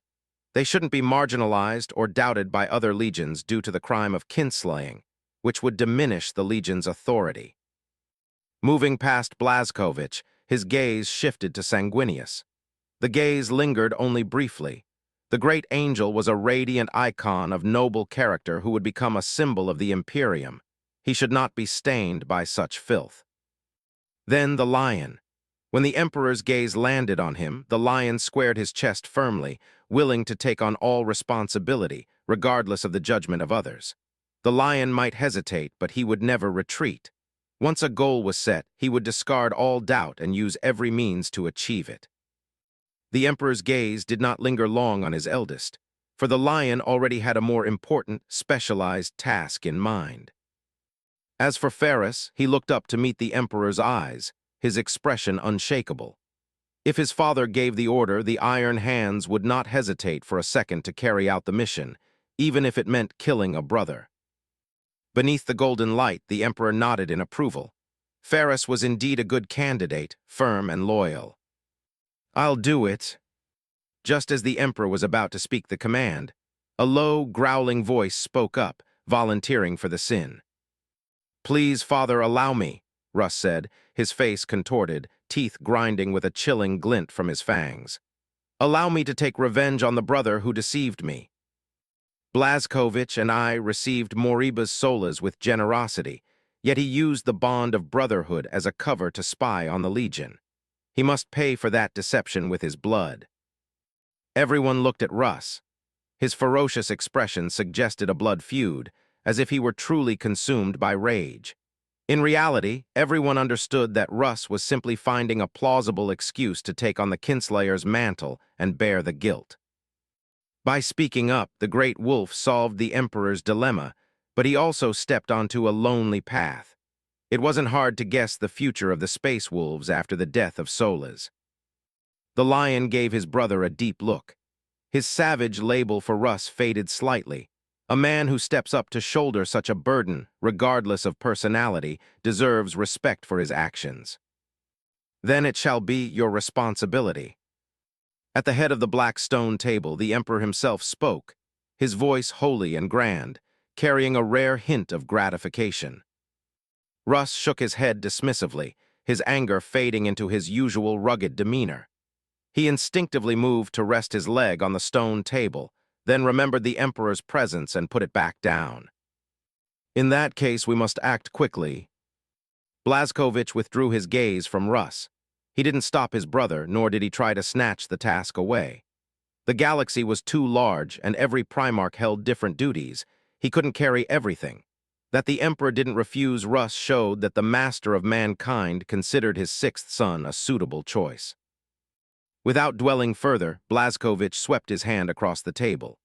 Light and shadow particles gathered into an image, technology far surpassing current human standards. The display hovered over the center of the long table, showing the various data points of the Blackstone Fortress. The ultra-heavy vortex cannon, primitive repair protocols, ancient psychic shields, and offensive psychic rituals. As the various functions were revealed, even the Primarchs found their breathing quickening. "The Blackstone Fortress is an ancient creation, extraordinarily powerful, but I can only lend it to you." Blazkovich shook his head with feigned regret, stating his difficulty after showcasing its power. The fortress belonged to him, of course. He was simply making an excuse so he could justify reclaiming it at a specific time. The events involving the Second Legion proved that the loyalty of a Primarch was not unshakable, and the threat of betrayal did not vanish with shared blood. Sola's betrayal had also quelled Blazkovich's intention to gift the fortress away. These heavy weapons of mass destruction were best kept under his own control, except during large-scale wars. Russ should have a Blackstone fortress. The one speaking was the custodian, conveying the Emperor's will. A Blackstone fortress would serve as Russ's reward. Russ should have a Blackstone fortress. The custodian's words were resonant, as if bolstered by the irreversible will of the master of mankind. Russ immediately beamed, winking incessantly at Blazkovich as he leaned back against his Blackstone headrest, nearly whistling. He had already made up his mind. Whether or not to return the Blackstone Fortress after the Rangdan Xenocides ended would depend on the situation. At worst, he could simply vanish into the Great Void. Surely Blazkovich wouldn't chase him across the stars to demand it back. With the Emperor personally speaking to allocate a fortress to Russ, the others naturally had no objections, nor did they dare to have any. Seeing that no one questioned the Emperor's authority, Blazkowicz nodded in acknowledgement. Rus is allocated one Blackstone fortress to serve as a strategic fulcrum for the war. Projections of 5 allocatable fortresses appeared on the tabletop. Blazkowicz brushed his hand across the table, sliding one toward Rus to transfer control. With the authority in his hands, Rus's smile widened as he toyed with the projection, his satisfaction plain to see. Sanguinius, Blazkowicz called his brother's name, his hands moving without pause as he pushed another fortress's control toward him. The Blood Angels are responsible for high-speed operations. They should have a mobile fortress. The great angel rose from his stone chair, his face filled with profound gratitude. His sapphire eyes reflected a heavy mood as he placed his right hand over his heart and bowed deeply to his brother.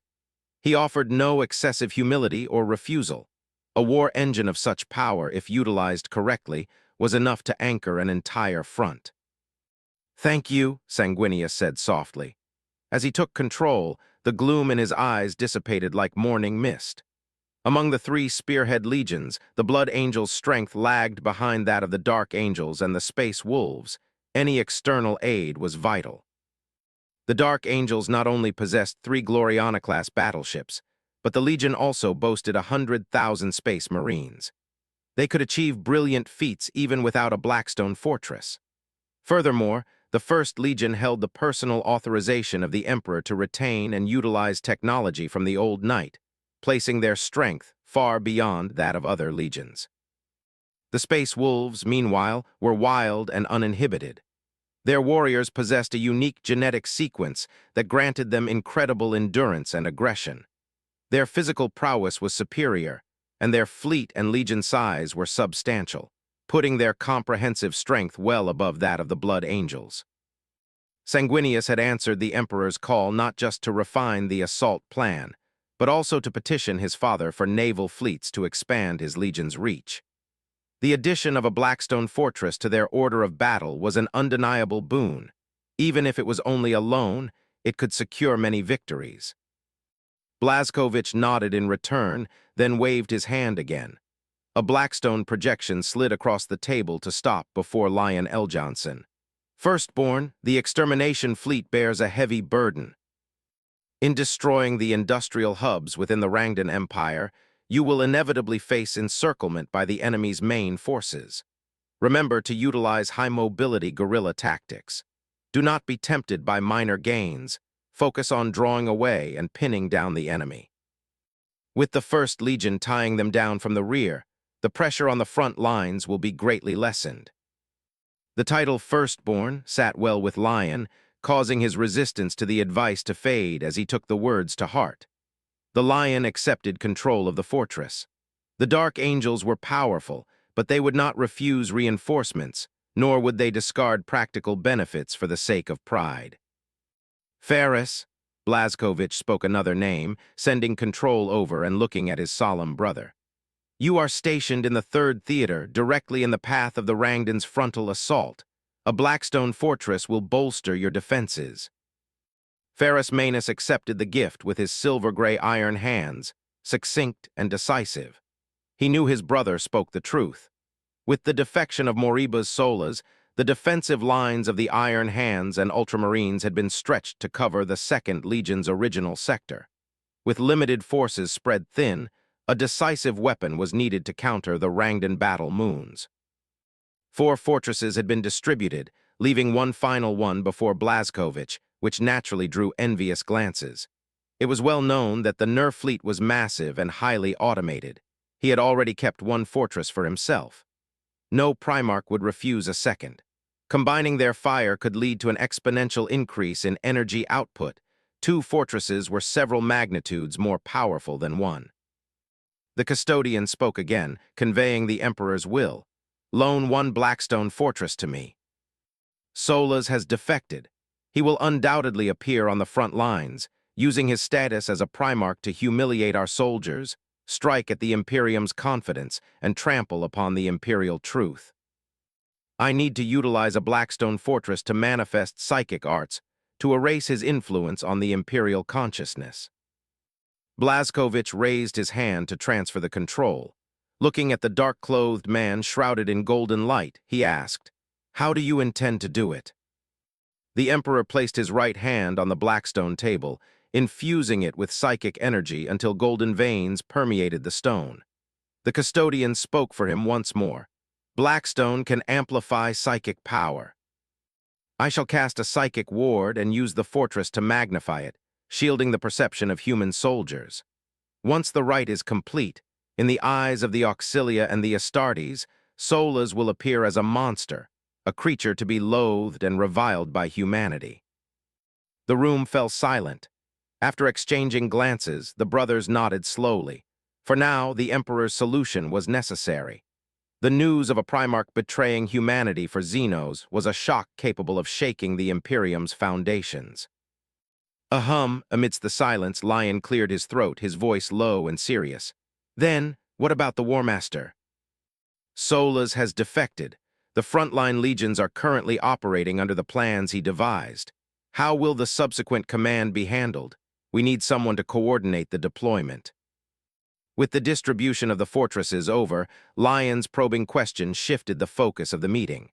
While he might have had personal ambitions, the facts were undeniable. Once the initial deployment was complete, the massive army required a supreme commander. The Primarchs looked toward the Emperor at the head of the table. The Master of Mankind remained silent but shifted his golden radiance, shaking his head to decline the role of Supreme Commander. "The Emperor is not suited to be the Supreme Commander," Blazkowicz spoke up, stepping in to assist. "The Master of Mankind should serve as a symbol, not for issuing real-time operational commands. We need a Supreme Commander, but not a replacement War Master." "What do you mean by that?" Lion's brow furrowed. He sought the authority of the War Master, but it seemed Blazkowicz did not support electing a new one. "The title of War Master belongs to Moribus Solas." Blazkowicz met the Lion's verdant eyes, addressing the confusion directly. He tapped the table. His heavy, magnetic voice brooked no argument. "He will die in glory as the War Master during the Rangdan campaign, rather than being struck from the records or forgotten as a traitor. As brothers, we cannot control his choices, but we can grant our kinsman a final measure of dignity." He looked around at his brothers, calmly stating his reasoning. "Moribus Solas, our brother, has left us. He betrayed the Imperium out of personal will. Yet before he left, he provided intel on the Rangdan and purged the Second Legion. In these actions, I see a fractured man wandering between pain and hatred. If not for a hatred he could not let go of, Solas would have loved the Imperium, his legion, and humanity, fighting for the Great Crusade. He is not a heartless man. He deserves an end where he dies in glory." As the words fell, the sound of sharp intakes of breath filled the room. Though Blazkowicz's tone was calm, the underlying meaning made their skin crawl. He was almost pointing at the Emperor and declaring, "Your methods were flawed." The source of Solas' hatred wasn't hard to guess. The Emperor had ruthlessly killed every Xenos on the ship Solas had arrived in, giving his son no chance to explain. "I support Blazkowicz's suggestion." Sanguinius stood up, his clear voice breaking the silence and drawing attention away before the Emperor could react. "I agree as well," Russ raised his hand. In the culture of the Wolf King of Fenris, a fallen warrior's legacy was paramount. Ferris raised his hand, and with a sigh, Lion followed suit. Furthermore, Blazkowicz nodded to his brothers, left his seat, and walked over to Ferris. He grasped the iron hand and pulled his brother up from the stone chair. Under the surprised gazes of the others, he raised Ferris's metallic arm and shouted, "I nominate Ferris Manus to serve as the Supreme Commander of the Rangdan War, responsible for coordinating the legions. I have seen his talent firsthand. With the third line serving as the central hub and Ferris stationed there, he is the rightful choice for Supreme Commander." Ferris looked stunned. He truly had not expected Blazkowicz to push for his appointment so forcefully. "I agree as well." The figure spoke from the high platform, his voice deep and heavy. The Emperor himself had made his stance clear, supporting Ferris as the Supreme Commander. "Brother," Blazkowicz said, lifting Ferris's arm, his eyes burning with intense trust. "Do not decline. Your talent is more than enough to command." Feeling the weight of this trust, Ferris started to speak but hesitated. Finally, with a solemn nod, he accepted the heavy responsibility. With the joint support of the Emperor and Blazkowicz, he neither dared nor wished to fail them. He pulled away from his brother's support, raised his fist high, and stood tall to accept the formal certification of his authority. The lion felt a flicker of loneliness in his heart. Disappointment, yes, but not discouragement. He had only recently returned and lacked seniority. This situation was unique. Once he achieved a brilliant track record, the position of War Master would still be within his reach. The news of Ferris's appointment as Supreme Commander was transmitted via astropath, quickly reaching the command ships of every legion. The Primarchs offered no objections. The Primarch of the Iron Hands had returned very early and conquered at a rapid pace. His legion excelled at full-scale offensives, proving his superb strategic coordination. As the meeting concluded, the Primarchs departed aboard their respective Blackstone fortresses. Blazkowicz did not linger, immediately steering his fortress toward the Shana sector to rendezvous with the Nor fleet. Time flew, and 7 Terran days later, Blazkowicz finally arrived in the Shana sector. The Forge system was now densely packed with Imperial warships. Massive naval forces were detaching from the iron ring of the Forge world, reorganizing to head toward the combat zones. With Ferris taking command, scheduling orders were issued with extreme speed, shifting the front lines into high gear. "My lord," Junior reported at the Primarch's side, relaying the deployment orders from the new commander. "Per the War Command's request, Greater Ultramar is responsible for the defense of the central sector of the Eastern Fringe to block further expansion of the Rangdan forces. Lord Robot Gilliman, Master of Macragge, has agreed to construct a node wall spanning thousands of systems. The Primarch has summoned the 4th Legion from within the Imperial borders to assist Ultramar in building defense nodes in the central sector, ensuring the front line remains locked on our side. In 2 Terran days, the Dark Angels will depart, pushing deep into the Rangdan Empire to execute extermination operations." On the holographic sand table, ships in the conflict zone were as dense as swarms of ants. The Imperial fleet, centered around the legions, patrolled the edges. Half of the Segmentum fleet, over 1,500 full-strength fleets and nearly 30,000 capital ships, had been committed to the war. Blazkowicz reached out to brush away the holographic image and opened the dispatch panel. Selecting ships without looking back, he addressed Junior. "I'm leaving the Nor fleet and the Void Wanderer to you.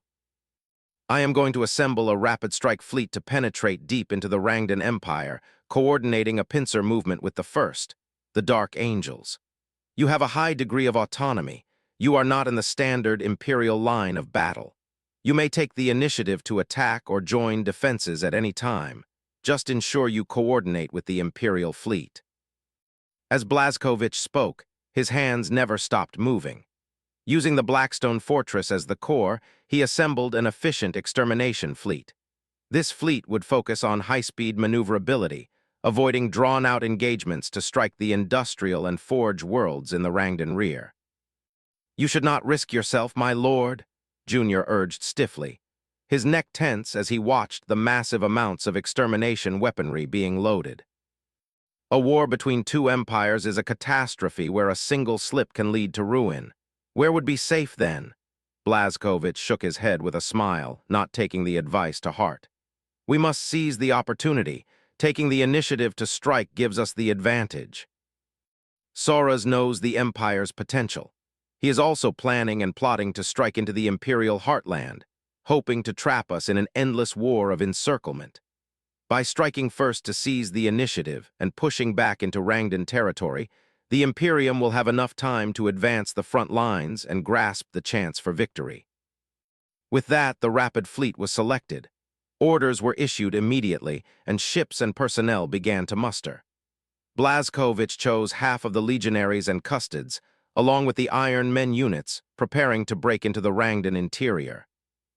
They came and went in haste. The Blackstone Fortress opened a warp rift, and the fleet entered the Immaterium, advancing toward the heart of the Rangdan. Junior watched his Gene father depart, then divided the remaining fleet into 4 groups. He deployed them to the major theaters, preparing to synchronize with the Imperial legions, first stabilizing the defensive line, then launching a general advance into the Rangdan Empire. In the core worlds of the Rangdan Empire, a debate was also about to begin. Soras had returned to the Rangdan homeworld. Without pause, he hurried to the High Temple to consult with the Xenos on how to attack the human Imperium. The Rangdan homeworld was beautiful, a humid ocean world where the Rangdan had been born from the waves of the deep sea. Located in the core of the Empire, the Rangdan warriors had shed their biological armor. Their dark green brains used psychic power to hover in the air, wielding psychic whips to lash their slaves. The psychic slaves felt no pain. Instead, their faces were filled with enjoyment, as if the lashing were some supreme honor. Among the slaves were humans, abhumans, rare Eldari figures, and various other Xenos. Soras walked up the long stairs of the High Temple. On either side of the temple gates, every race enslaved by the Rangdan was carved into the stone, the Xenos flaunting their ultimate achievements. The palace corridors were grotesque. The bases of the stone pillars were built upon the backs of slave carvings, while the tops depicted Rangdan forms. No 2 pillars were the same. Streams ran along both sides of the palace. The water was transparent but viscous in texture, flowing slowly, composed entirely of brain fluid secreted by the Rangdan. The Primarch reached the end of the hall. Rangdan overlords crowded beneath 12 thrones, their faces expressionless, emitting waves of humility. Beneath the 12 thrones were living biological entities, overlords of the races conquered by the Rangdan, carrying their masters to receive audiences. You should have brought back a human legion. From the primary seat on the high platform, the supreme sovereign of the Rangdan race sat encased in a psychic shield. The Xenos overlord beneath it spoke, its voice incredibly hoarse. With that emotionless questioning, the biological thrones of the Rangdan sovereigns rotated. The sovereigns stared at the human who had entered the hall, their gazes full of ill intent. Soras's silver-gray eyes flickered with loathing. He did not answer the inquiry but walked to a stone chair at the end of the hall and sat down. He was the only alien sovereign. "The supreme sovereign is asking you," a piercing shriek came. Beneath another throne, a female Eldari slave, her spine and flesh supporting a black throne, questioned Soras on behalf of her master. She added a reminder, "Outlander." "Are you questioning me?" Soras asked expressionlessly, glancing at the lowly slave before fixing his eyes on the Rangdan sovereign. "The silent overseer." The silent overseer did not care, its subcerebral tentacles waving dismissively. The slave beneath spoke again. "I am merely reminding you that you did not bring back what was promised. You completed the trade back then and took those lowly slaves." "They are not slaves." Soras interrupted the Eldari spokesperson, his voice calm but freezing. His eyes trembled slightly, but killing intent froze into an icy lake in the depths of his gaze. "Oh, my mistake, then." A hint of mockery appeared on the Eldari slave's slender face. "They are your friends. Do I need to apologize?" "Enough!" A psychic wave erupted from the high platform, a hoarse voice sweeping through the hall. The monster beneath the supreme sovereign roared, "Put away your xenophobia. Soras's talents deserve our respect." As the Supreme One spoke, the sovereign's thrones sank in unison, showing their ultimate respect. "I did not bring back the Second Legion. Their will is firm. They will not betray the human Imperium." Soras's face was as still as a deep pool. He tossed a storage module toward the silent overseer. "I dealt them a heavy blow and brought back intelligence on the human Imperium." "The human Imperium has fully mobilized." His voice suppressed the psychic fluctuations in the hall. "If we are to win, we must be faster, faster than their war machine." The Rangdan sovereign took the storage module. The slave beneath spat lightly, using psychic force to press the module against the ground. An inky glow flowed across the surface as data was read. The flowing light carried the data stream, crawling like a worm up the Rangdan throne and into the sovereign's brain. Silence fell over the hall. The highest center of Rangdan power rapidly flipped through the intelligence on the human imperium within their minds. Do you have any suggestions? On the high platform, the Xenos beneath the Supreme Sovereign spoke. Less roaring agitation, more serious inquiry. Exchange the horses, Sora spoke slowly, recounting an ancient Terran parable to the Xenos leaders. Tian Jai's horse race. Use the weak to block the strong, and the strong to strike the weak. He turned to look up at the platform, slowly revealing his plan. We must make sacrifices to secure victory in this war. The leaders of the human imperium, Sora's hesitated for a moment, his eyes narrowing before he said in a low voice, my blood brothers, each possesses talent and power no less than my own. Only through asymmetrical confrontation can the Rangdan Empire have hope for victory in a total war. After speaking, Sora's fell silent. In his intelligence, he rarely mentioned the Emperor. That was an unsolvable existence, glossed over as difficult to assess. There is one final point, and it is the most critical. Solas stood before the High Overlord upon the exalted dais. If you wish to secure a greater chance of victory in this war, you must trust me without reservation. Suspicion and disdain are more lethal than human dreadnoughts and blades. Once trust is fractured, our alliance will inevitably collapse. Solas knew that trust was a wall nearly impossible for different species to scale, yet he spoke the truth plainly, issuing a final warning to the Rangdan High Command. Only by securing this absolute authority could he lead their vast armadas to strike at the Imperium, igniting the galaxy with the fires of vengeance, and destroying everything the master of mankind held dear. As the data transmission concluded, a heavy silence fell over the High Temple. The Rangdan overlords finally had a complete picture of the Imperium of Man. Their initial disdain was replaced by a cold, calculating wariness. They had not expected that the fractured human race, having crawled out of the mire of their own collapse, would be so far along the path of resurgence. The Emperor of Mankind had unified his divided homeworld and expanded outward with terrifying speed. In less than a century, the Imperium's scale had exploded exponentially. Now, the Rangdan and the Imperium, two gargantuan titans straddling the galaxy, had inevitably collided. When two empires both committed to colonial expansion meet, it means the once infinite living space has become finite. Only by conquering the other can one win it all. In this universe, there is no win-win cooperation, only the winner takes all. But trust. The Rangdan overlords would use a human, but they would never trust one, even if he offered them the world on a silver platter. Furthermore, humans were the enemy. How could they comfortably hand their military to him? He is not of our kind. His heart must be different. Among the ancient texts of the human slaves, there was a simple phrase that explained a truth applicable to all races from the feudal age to the interstellar era. Solas sighed inwardly. The silence of the Rangdan overlords spoke volumes. He would never have their trust.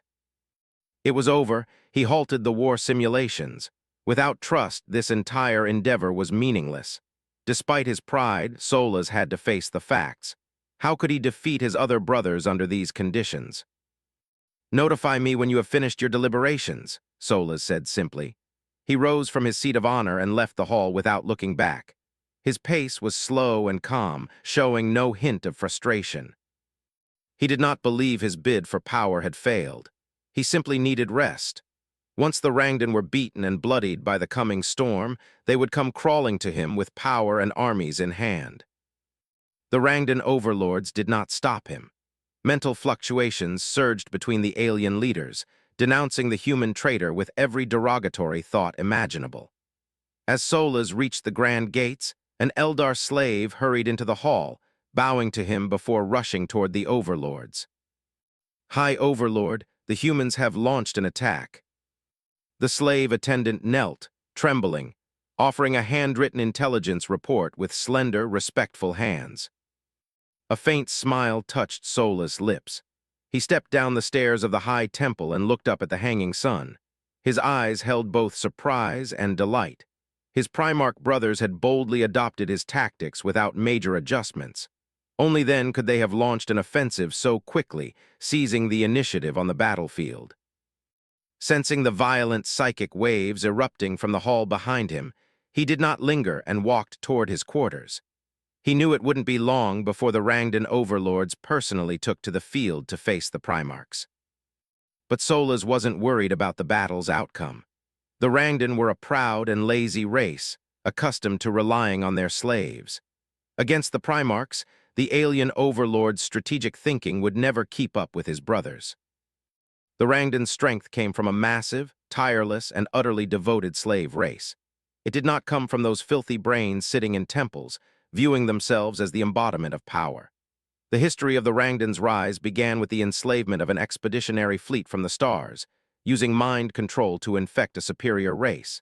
Without that alien fleet, the Rangdan would still be swimming in the oceans. It was that unique, blasphemous talent for controlling sentient life that made them powerful. As he saw the engines of the Rangdan Guard fleet ignite at the spaceport, he knew the overlords were departing. "Good luck to you," he whispered into the damp wind. It was unclear who he was speaking to. The Rangdan overlords, or his Primarch brothers, perhaps even Solas himself, the Primarch fractured by hatred, did not know for whom the blessing was intended. At the Rangdan homeworld's starport, the Guard fleet set sail into the warp, heading for the front lines. The war between the Imperium of Man and the Rangdan Empire had begun in earnest. To facilitate communication, the commanders had to be near the battlefield to oversee the entire theater and deploy rational tactics. At the edge of the outer sector of the eastern fringe, within the spiral corner of the first war zone, the Dark Angels used a Blackstone fortress to tear through the Rangdan defense line. Leaving countless shipwrecks in the void, they plunged into the Rangdan heartland. Lion El'Jonson sat upon his throne in dark green power armor, the fealty sword at his waist and his golden kite shield leaning beside his chair. His emerald eyes stared at a projection of purple light particles, an ancient map displaying the Rangdan intelligence provided by Solas. On a 3,000 light-year scale, the Imperium's defensive systems were linked, with several points of light flashing intermittently. The Blackstone fortress could sense the locations of the other fortresses and project them onto the star chart, allowing the Lion to track his brother's movements. Although the ancient communication relay stations were lost and the sensors often cut out, the tactical value was immeasurable. With a Primarch's intellect, even a fleeting location was enough to deduce a legion's position and tactical intent. Of the 6 Blackstone fortresses, 5 were advancing rapidly through the warp. One purple dot had turned gold, remaining within the human defensive lines. The Emperor was weaving a psychic veil, twisting Solas' image within the conceptual realm to hide the fact of a Primarch's betrayal. "Exiting the warp in 1 minute," the Blackstone intelligence prompted, its voice steady and powerful. "Arriving at System A1, the vortex cannon is fully charged." Per the Lion's preference, the Blackstone intelligence had been set to the persona of a steady, rigorous knight, loyal, reliable, and perfectly suited to the aesthetics of the Dark Angels. "Let me witness the power of the vortex cannon," Lion said, gripping the armrests of his throne, anticipation flashing in his eyes. Previously, the fortress had shattered Rangdan lines using only its secondary batteries. The power of the ancient relic was already evident. System A1 was a vital hub in the Rangdan's right defensive sector, responsible for fleet coordination and frontline logistics. "As you command." The AI faded as energy drawn from the warp was overcharged into the vortex cannon. Lion looked down. In the center of the rotating 8-pointed star, the central vortex cannon stopped spinning. Purple lightning crackled around the massive barrel, which spanned over 10 kilometers in diameter. Space in front of the fortress tore open, revealing the cold, desolate reality of the materium. Ear-piercing sirens echoed throughout the system. The Rangdan defense systems were fully activated, standing ready for the enemy to emerge from the warp. "Warning, warning." The Rangdan alerts were frantic. The AI activated maximum readiness, reporting a warp anomaly. "A gargantuan structure is emerging, ultra-high psychic signatures detected." Warning lights turned the interior of the battle moon crimson. The alien AI worked at high speed, rerouting engine power to the shield systems to withstand the imminent high-energy attack. The Blackstone Fortress led the Dark Angel's Legion as it violently broke into real space, triggering massive gravitational fluctuations that threw the entire system into chaos. The Rangdan battle moon's batteries roared, firing at the Blackstone structure 20 light-seconds away. In an instant, Blackstone shattered. Macro cannons and lance batteries struck a corner of the rotating star, sending obsidian fragments flying through the void. Simultaneously, the Blackstone Fortress's central vortex cannon locked onto the battle moon, issuing a death warrant. The walls of the super-heavy vortex cannon glowed with a blinding brilliance, reaching a luminosity nearly equal to a star. Vast amounts of warp energy surged violently, erupting from the cannon's maw.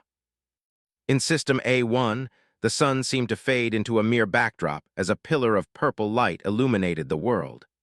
All fell silent as warp energy broke the laws of physics.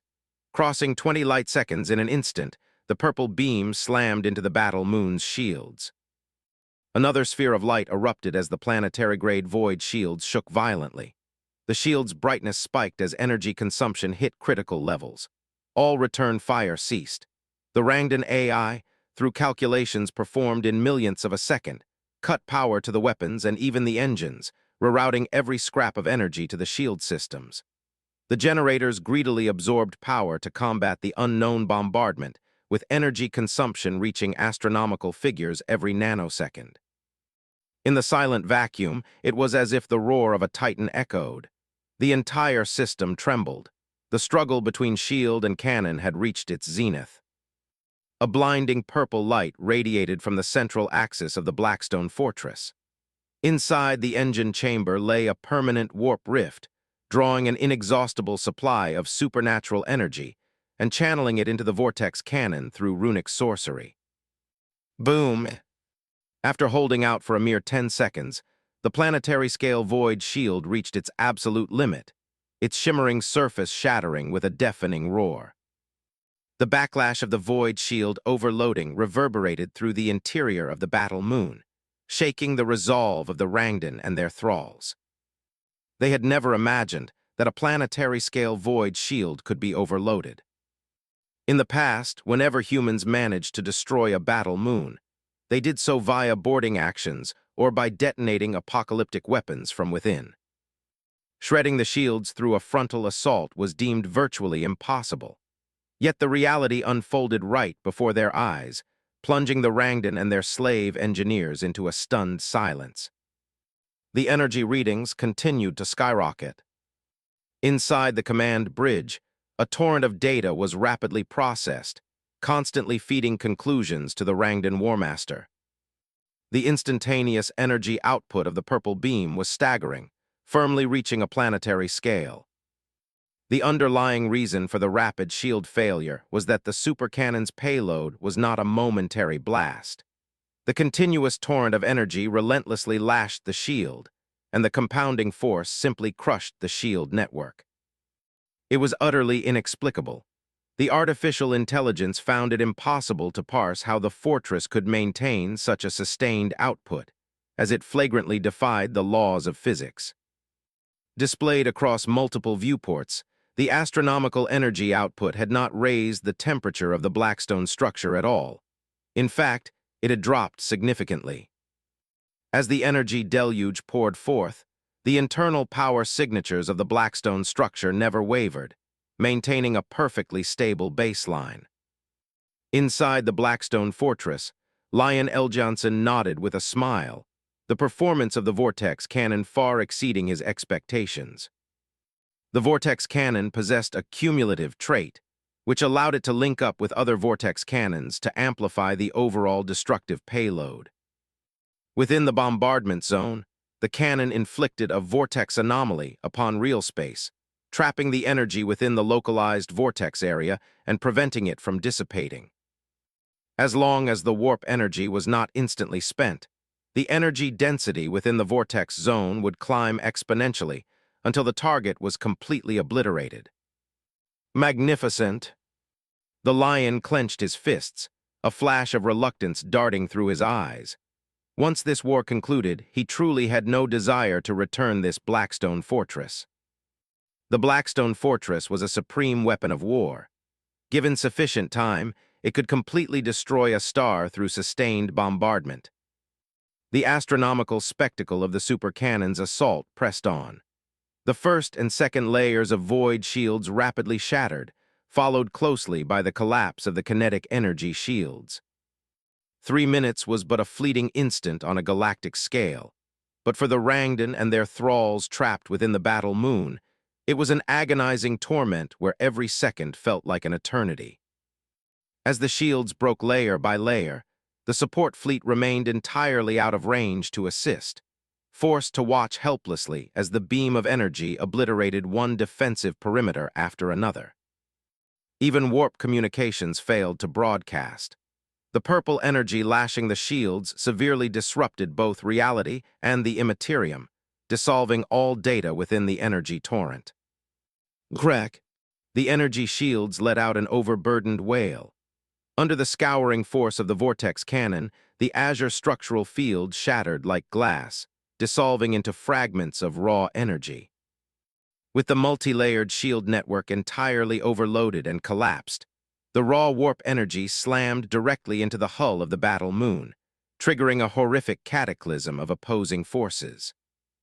The power harnessed by the vortex cannon originated from the warp, what the galaxy recognized as psychic energy. The moment psychic energy contacted physical matter, it instantly triggered a violent distortion of physical laws, manifesting supernatural phenomena out of thin air. Lightning bolts 100 kilometers thick ruptured the vacuum, arc dragons licking across the outer hull of the battle moon. Armor plating several kilometers thick peeled away in layers like fish scales. Supernatural fire ignited the steel, melting it into a boiling soup of molten iron, while gravitational vortexes tore at the structural framework of the megastructure. The battle moon began to collapse inward, killing tens of millions of crew members in the ensuing warp disaster.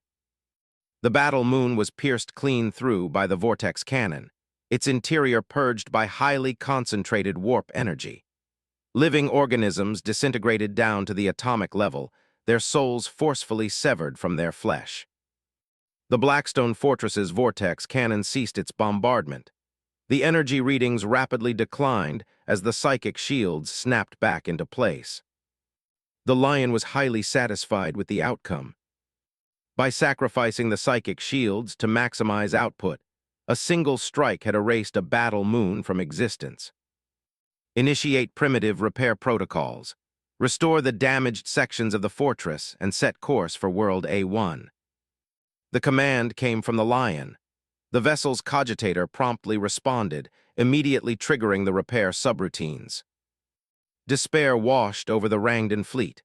Purple light began to flicker across the ruptured sections of the human fortress ship, and the blasted fragments of black stone eerily drifted back, locking back into their original positions. As the human fortress rotated, countless beams of purple light erupted from its obsidian hull, overloading the shields of the surrounding warships within minutes. The eight-pointed star rotated in the starry void. Though the fortified staging world had already raised its planetary shields, the Rangdan commander had completely lost all confidence. The wreckage of the battle moon was plunging downward, the disrupted gravity dragging it toward the star, as if foreshadowing the inevitable doom of the world below. The Dark Angel's fleet held its position, while the Blackstone Fortress arrived directly above A1. It remained utterly unfazed, letting the planetary defense fire harmlessly lash its psychic shields. Short of a planetary-scale saturation bombardment, the psychic shields were virtually impenetrable. The ground-based fire felt like nothing more than a gentle breeze. Beneath the belly of the Blackstone Fortress's upper rotating section, a launch bay slid open. The Dreadwing legionaries, burning with anticipation, aligned the mass accelerators toward A1. Loaded within the mass accelerators were cyclonic torpedoes of a highly unique specification. The very tip of each torpedo warhead was embedded with a small shard of azure crystal, with 4 thin blue lines extending across the chassis to generate a distinct localized field. Launch cyclonic torpedoes. The Dreadwing Grand Master cast a cold glance at the world below and issued the exterminatus order to purge the Rangdan staging world. With a flash of purple light from the accelerator, the cyclonic torpedoes were launched at 1,000 times the speed of sound. Bearing humanity's absolute disdain for the Xenos, they transformed into streaks of light plunging toward the planet. Predictably, the moment the cyclonic torpedoes cleared the psychic shields, they were locked onto by countless defense arrays and subjected to a dense net of interception fire. Yet an incomprehensible sight unfolded. Despite the relentless pounding of defensive lasers, the torpedoes suffered no damage whatsoever. Dimensional technology. The defenders who witnessed this felt a chilling dread grip their hearts. This world was finished. The cyclonic torpedoes glided through an unknown dimension, and what was visible in 3-dimensional space was merely a projection of their anchored positions. When they slipped back into 3-dimensional space, it would signal the arrival of utter extinction. Like a drop of water falling into the ocean, the torpedoes slipped effortlessly through the energy shields without a hint of atmospheric friction. Maintaining their velocity perfectly, they plunged straight into the planet's core. The death of the world began. The continents trembled violently as the oceans drained into the mantle through massive chasms in the crust. Then, with a sudden, explosive seismic convulsion, the world detonated with a deafening roar. The cyclonic plasma payloads detonated at the core, the sheer force of the explosion tearing the entire world to pieces. Massive landmasses were hurled into high orbit, smashing through the dense cluster of warships, while magma erupted thousands of kilometers into space like the spraying blood of a severed artery. Planetary fragments were flung outward by the rotational force. Suffused with a total imbalance of mass, the shattered world drifted out of its original orbit, hurtling into the void outside the system. World A1 was completely destroyed, an incredibly cost-effective victory. The human fleet had not lost a single soul, yet they had wiped out a heavily fortified Rangdan world in a fraction of time, severely disrupting the enemy's troop mobilization. A battle moon ruined, a staging world erased. Realizing the tide had turned, the remaining Rangdan fleet engaged their warp drives and scattered in all directions, fleeing to locate alternative staging grounds. Let them go. The Lion denied the request to give chase, looking contemptuously down at the holographic system map as he allowed the Rangdan fleet to retreat. They will carry the news of our arrival back to the Rangdan High Command. Drawing the Rangdan's gaze while striking deep into their rear to destabilize them is our primary objective. Understood. The warrior who had requested the attack bowed and stepped back, standing within the Blackstone Hall to await the next summons from his Primarch. The Lion turned his gaze out of the Pyramid Command Bridge. The heart of the shattered world, its core, was gradually cooling, turning into a dim red ember drifting through the vacuum. A low hum rumbled in his throat. The majestic smile never faded from his face, a clear sign that he was in an excellent mood. The true purpose of this assault on A1 was to familiarize themselves with the Blackstone Fortress and to test the cyclonic payloads provided by his brother. The results spoke for themselves. Tear open the warp, the Lion's roar echoed through the vast hall. Dark angels pressed straight into the Rangdan heartland. The Blackstone Fortress violently tore through the shroud of reality, leading the fleet into the roaring tides of the warp, leaving only a ruined system spinning silently in their wake. Throughout the Rangdan Xenocides, they would repeat this act of extermination countless times, dealing absolute judgment to any alien race that dared defy mankind. At the other end of the conflict zone, a Blackstone fortress emerged from the warp. Blazkovich's fast fleet had bypassed the Rangdan defensive perimeters, arriving deep within Rangdan territory, a region of pitch-black space. Unknown system, designation assigned, U1, the artificial intelligence reported after scanning the system, providing a corresponding title. For the Rangdan campaign, the Doom Legion's designated code was U, being the 21st letter of the alphabet. It represented the 21st Legion. The 1 signified the very first world the 21st Legion encountered upon entering the Rangdan interior. Though Rangdan intelligence carried its own native designations, the Imperium of Man would never use Xeno's names, nor would they ever acknowledge the alien geographical terms. Prepare the exterminatus, destroy the Rangdan agricultural world.